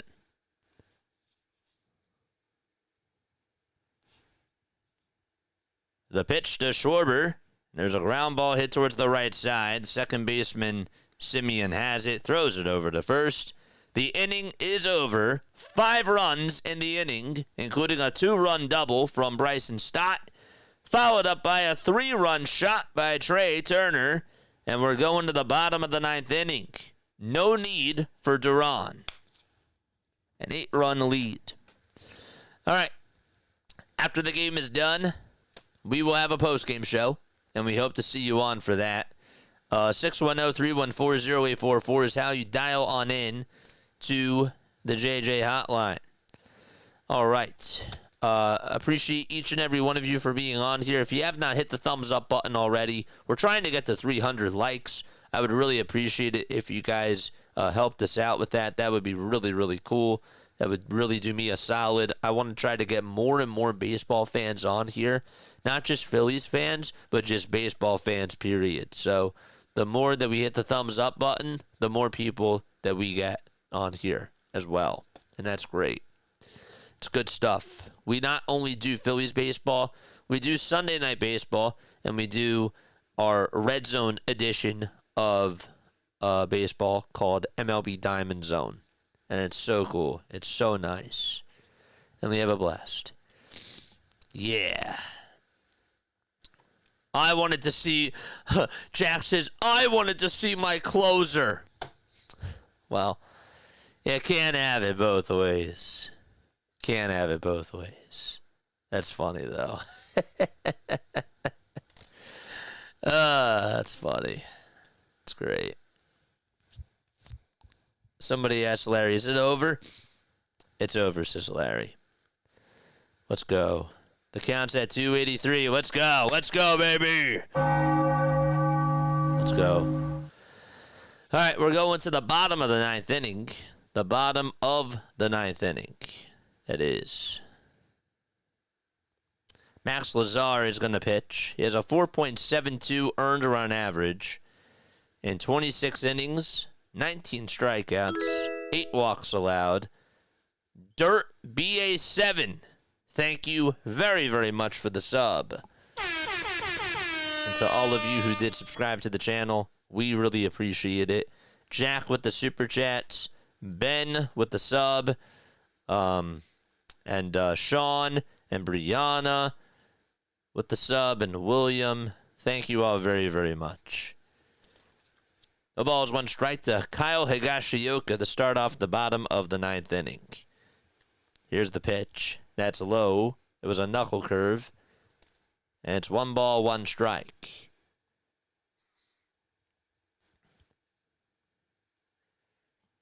The windup and the 1-1. Fly ball hit over towards center field. Marsh backpedals, and he'll make the grab right by the letters for out number 1. Nice. So Higashioka flies out to center. He's 0 for 4 on the night. Ezekiel Duran, who singled in his last at-bat on a bunt, is up at the plate. He's actually 2 for 3. He has singled twice today. Lazar winds up and deals. Throws a knuckle curve in there for strike 1 at the knees.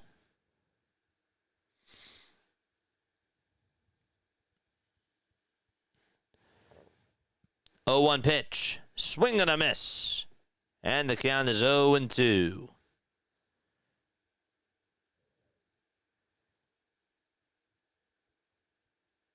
Phillies looking to try to increase their lead in the NL East.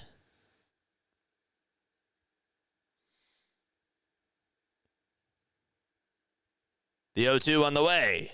And it's just outside in the eyes of Brock Ballou.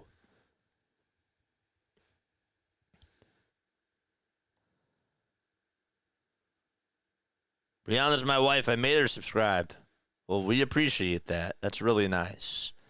1-2 pitch. Fly ball hit over towards right field. Castellanos is there. He'll make the grab. 2 gone in the bottom of the 9th.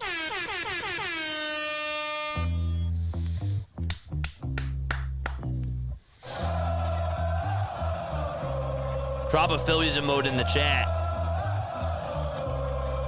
Drop a Trey Turner emote in the chat. And a Kyle Schwarber emote as well. Let's go.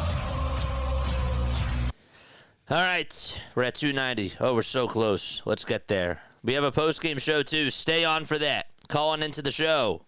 We would love to hear your thoughts. The pitch on the way. It's up high for a ball. This is Josh Smith pinch hitting. And the 1-0 is outside for ball 2.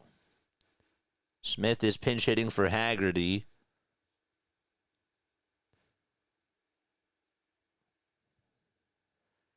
Two balls, no strikes, and the pitch. There's a swing and a miss. And the count is 2-1. Phillies play tomorrow night at 7:15 and wrap up the series on Sunday afternoon at 2:35. 2-1 delivery inside for ball 3.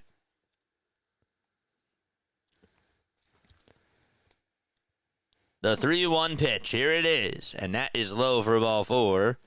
And so a 2-out walk for the Texas Rangers. And the game continues. It most certainly continues. I'm excited for this postgame show. I am. I'm very excited for this postgame show. I have a lot of positives to say about this game. And I want to hear your thoughts again. I do. Join in on the convo. Corey Seager is up, and he fouls off the first pitch off of his foot. He's down on his knee right now. And gets back up.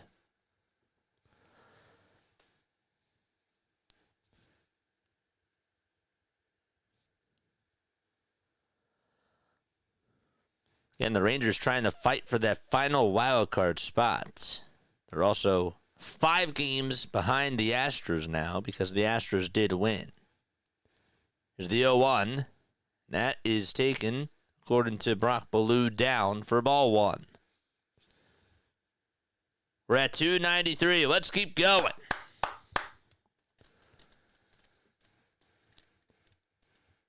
Five seconds left on the pitch clock, and here's the 1-1 pitch. And that is called a ball as well. What are we talking about? What is going on? I mean, these pitches are clearly strikes. 2 balls, 1 strike. And the 2-1 pitch is outside for ball 3. I mean, that was clearly outside, but what's Brock doing?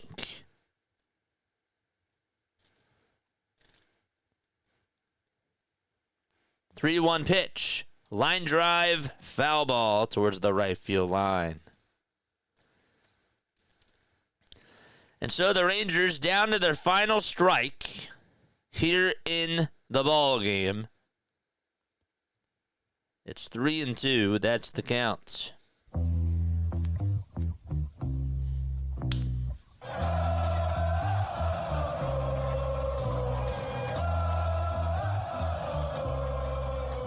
Three-two pitch. It's a foul ball.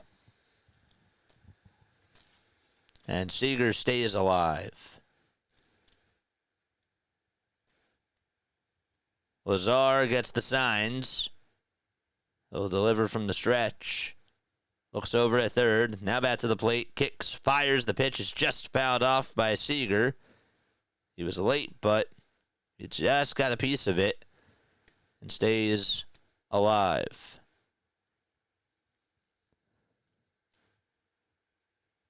Now the runner is over at second. Don't know why they didn't show that before.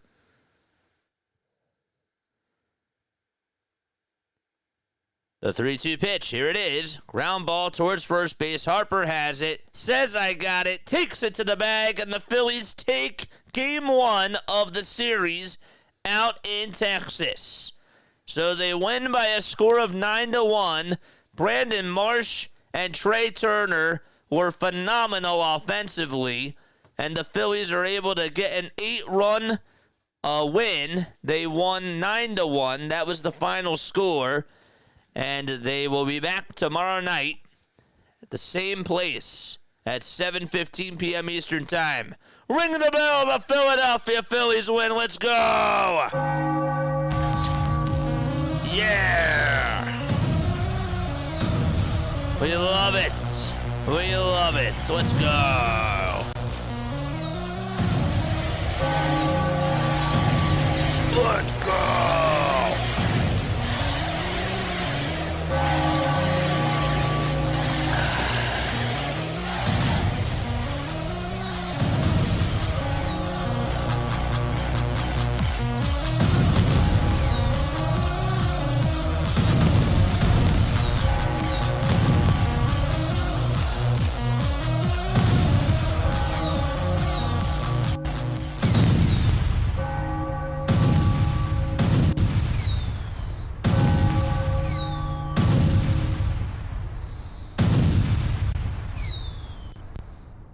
Nice. Very, very cool. That was fun. That was great. I'm in a good mood. I'm in a very good mood after that win by the Philadelphia Phillies. If you are not going to stay on for the postgame show, thank you very, very much for sticking on by with us. And we hope to see you guys on Sunday for the next Phillies game. 2:35, we'll be covering that. We're not on tomorrow. I'm celebrating my birthday a day early. I'm going out with some friends, and I'm looking forward to that. Very, very much so. Great win. Very nice win by this team. I feel really good after, especially what they did in that 9th inning. This team did leave a lot of guys on. They were at one point, I believe, 1 for 11 with runners on base, which is just ridiculous.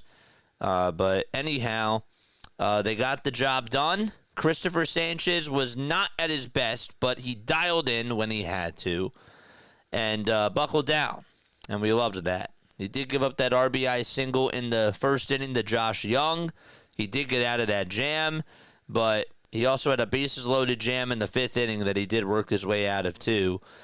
But the stars for today, I'm going with Trey Turner and Brandon Marsh for my co-MVPs. That's what I'm going to do. I think specifically Brandon Marsh had some big hits in big moments, and Trey Turner put the game away, but that 2-run double was huge. I think that both of them deserve co-MVP today. I'm not going to favor one over the other, but without the both of those guys, I mean they were the most valuable players today. You could put Kyle Schwarber in your top 3 as well. The bullpen looked really good. I loved what I saw from Strom and Orion, and if we had to go to the Tarantula for the 9th inning, I think that's a really, really good 1-2-3 punch. I like that. You know, Orion is now your setup man, and Matt Strom is pitching in the 7th inning. You got your closer. It's beautiful. Didn't have to go to your closer because Bryson Stott was able to get a 2-run double, and then Turner had the 3-run homer. But, yeah, great win, great game. Calling into the show, 610-314-0844. I will be back in just a few moments. Give me 2 minutes, okay, 2 minutes, and we will be doing our post-game show. I will see you all then, and I will also see you all there. Yeah, don't go anywhere. Be right back. Stay tuned.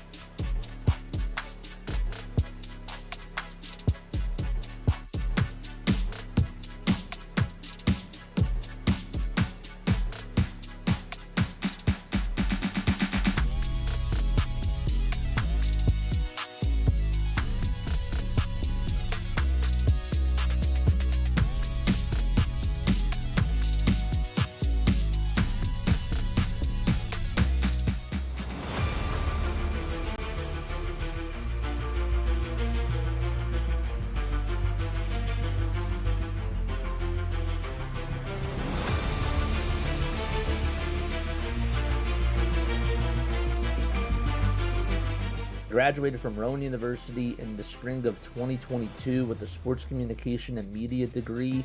I got to actually call minor league baseball and G League basketball games while I was in school. And then I graduated, and as soon as I graduated, I went to NFL Films in Mount Laurel, New Jersey. And as much as I loved that experience, I miss putting on the headsets. I decided, you know what, talk is cheap. I have a laptop that's in my house, and so 21 months later, here we are, still on YouTube, calling games and building an incredible, loving community on here. with the people that I call my Philly freaks with a capital P and a capital H. We go live for every single Phillies, Sixers, and Eagles game, and we do it like old school radio play-by-play style. I'm Jason Joseph, and this is Play-by-Play with JJ. I showed a swung on, barreled it out to right field. Bye-bye baseball. That baby is long gone.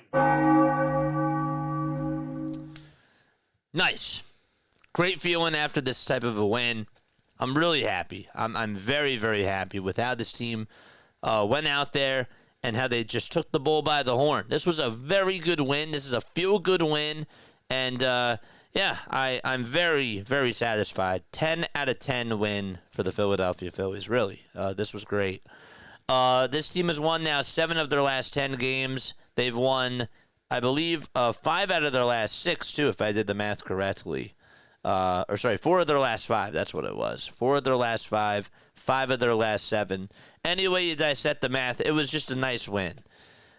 Cristopher Sanchez didn't even have his best stuff today.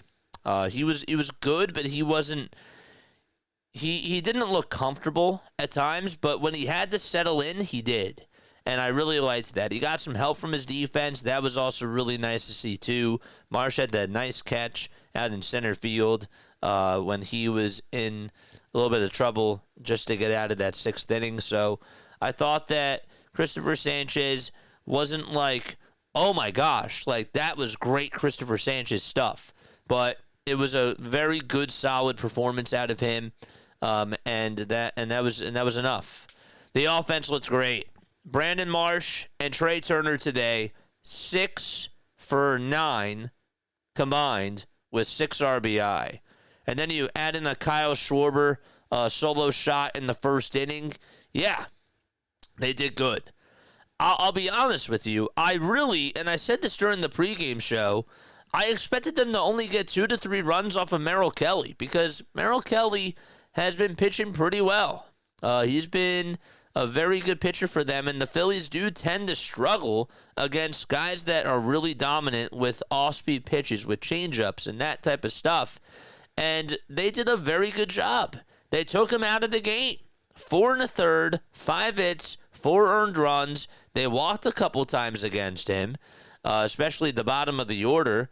Was Otto Kemp and Bryson Stott that got on with a couple of walks. I mean, I will definitely take the performance that they put on against Merrill Kelly. Now, did they annoy us at times? Did they leave guys on base? Absolutely. They were 4 for 14 with runners in scoring position. They left 11 guys on base. They were at 1 for 11, but then they just added on big runs in that 9th inning, and that was huge. I really liked that. We didn't have to see the Durantula tonight. We didn't have to see him go out there, and that's actually, I think, a nice thing. Now you save him for tomorrow. Sure, you might not have Matt Strom or Orion Kirkering available, but if Jesus Luzardo has a nice game and you can just get to the 9th inning and you have a lead, there you go. You save him for tomorrow night. And if not, maybe Sunday. But hopefully he'll pitch tomorrow night and that the Phillies can get another win. But I was really happy with how this offense looked today. You got Merrill his 7th loss of the season. He's now 9-7. Sanchez 11-3. Just good, really good for, today. Really good all-around baseball from this team. My favorite at bat. The 4th inning. Trey Turner with that 2-run double was great. That was so cool. Marsh homers to give the Phillies the lead there. And that was nice. You know, he hits it, he pulls it out to right field. And then Kemp walks. Stott then gets on with a walk on 5 pitches. And so Merrill Kelly throws a cutter that swung on and missed. And then he goes with a sinker that was on the inside corner. And Turner was able to get the barrel in, and he was just able to yank it out to left field. I thought that swing was awesome. That was one of my favorite swings, if not my favorite of the day.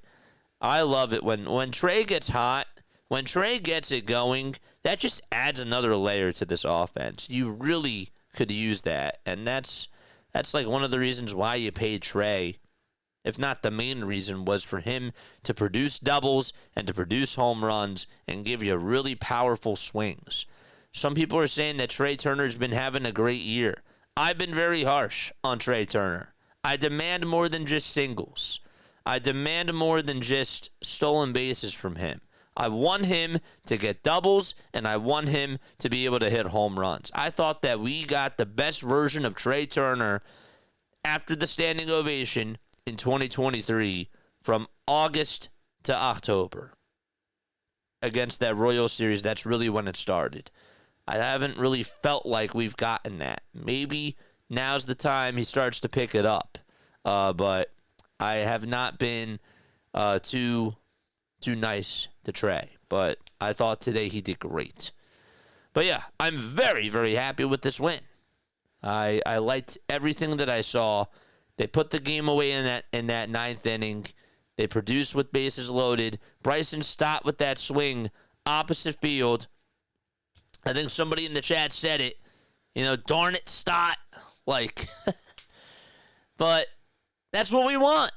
That's what we've been asking. We want you to produce when it matters the most. And for him to be able to take that pitch, go the opposite way with it, and provide a big hit there, that's what you want. You can't ask for anything else. And that swing was really, really good. I didn't really think he had the best night defensively, but I will certainly take that. Short and sweet today from me. I don't really have anything much else to say. If you guys want to call in, you can. The bullpen looked really good. I'll give you that. I'll take that as a positive. But if I were to grade this game and give you my true thoughts, I thought that this was an A- type of a game. I really did. I thought that this was a nice, well-together put game by this team. And think about it, right? This Rangers team, they won, I think, 2 out of 3 against the Yankees. And you can say that the Yankees have been struggling and all that type of stuff. But this team is competing for a wild card spot. They're not that far back of the Astros. They're not that far back for the Seattle Mariners. So they're trying to compete for a Division II. And they've been playing really good at home. They've had a very good record at home this year. And so you put up 9 runs against that team. You put up 4 runs against a guy that's been doing really good. That's only allowed, on average, 2 earned runs in the last month. So I can't say anything bad. All I can do is tip my cap to the Phillies and say, great win. Go out there tomorrow. Take the series. And let's go on in for, it's a Sunday for the sweep. That's it. 610-314-0844. That's how you dial on into the postgame show. Again, call on in. Do that right now. I'll be taking phone calls. Excuse me. But what's chat saying? As we take phone calls, as people come on in, I want to read some chats. And then once we get some phone calls, we'll take some. There might be a phone call incoming pretty soon. Yeah. Stars of the game. Number 3, Stott. Number 2, Sanchez. Number 1, Turner. I have to disagree. I have to put Marsh in there because he had the 4 hits. I would have to put Marsh in there too. I would put see Marsh and Stott are my co-MVPs because Marsh had 4 hits on the day. But I would slide Sanchez down to the 3, and it's a coin flip for me between Marsh and Turner. That's why I had them as co-MVPs. But yeah. Happy birthday, JJ. Thank you. It's not until Sunday, my friend, but thank you. I'm going out tomorrow night, and I'm celebrating. But yes, thank you very, very much. 5 RBI for Turner.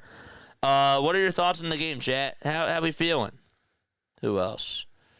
What do we want to say about this ball game? That's what I want to talk about. I want to talk about this game. I thought that they looked good. I don't really think I got to talk about Rob today, but I thought that Rob actually managed to push the right buttons. I thought that Rob did a good job at pushing the right buttons today with the bullpen. I liked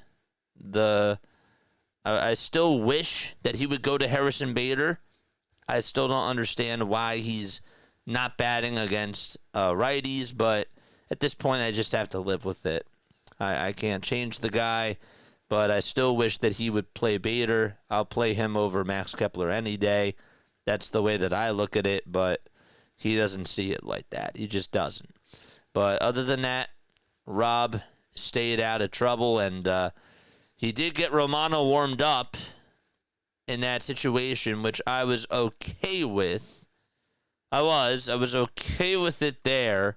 I say that a little bit hesitantly when he was started to warm up in the pen, but I thought that he managed the game pretty well, and he let Sanchez get out of that jam, and Sanchez got out of that in the 5th inning. I got a little bit nervous. I did.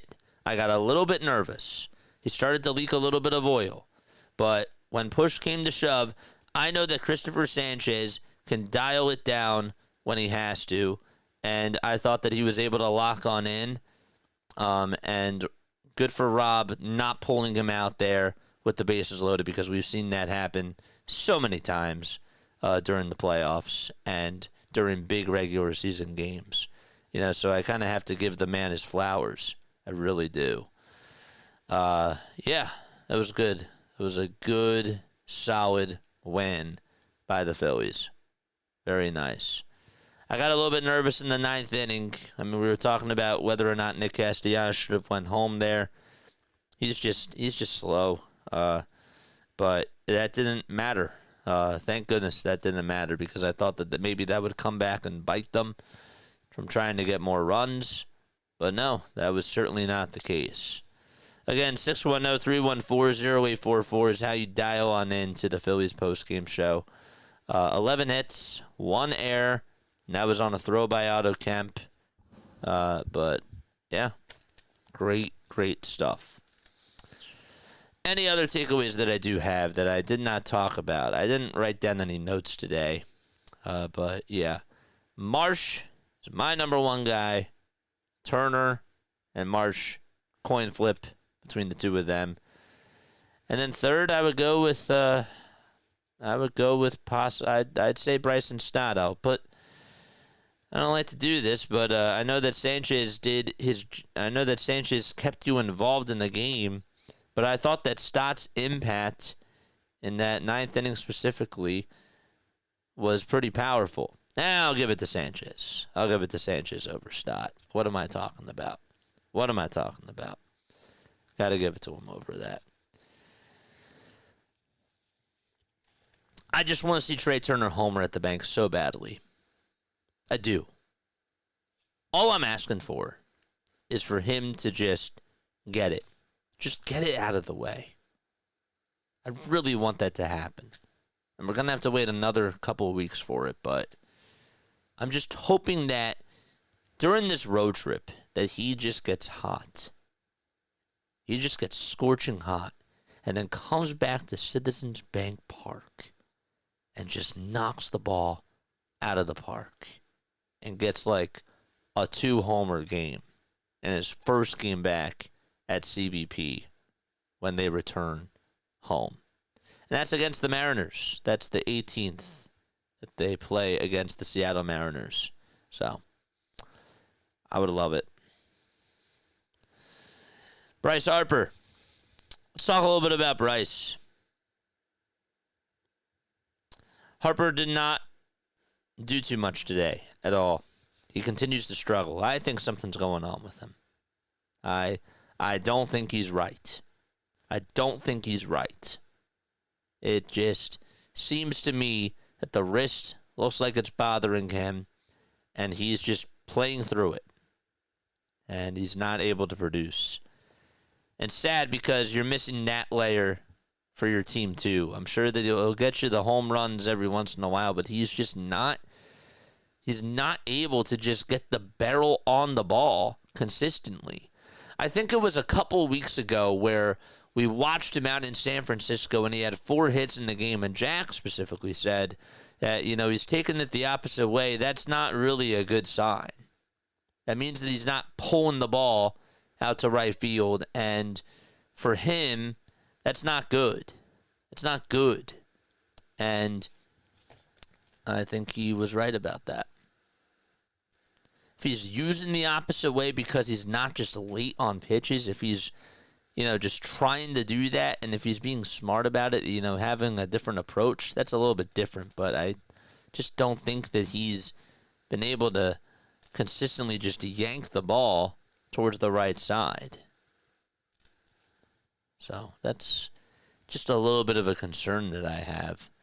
Other people yesterday were talking about Zach Wheeler and how they're nervous about him.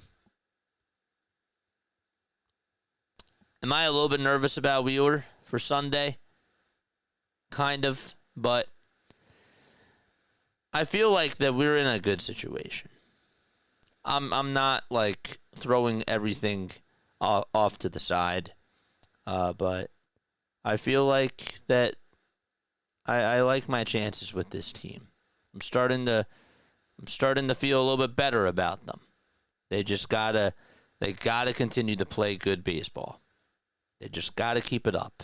They have to keep it up. And they have been inconsistent. They have not been able to get wins consistently, but they're playing better baseball now. I can't deny it. It just needs to continue. They need to continue to gel and produce.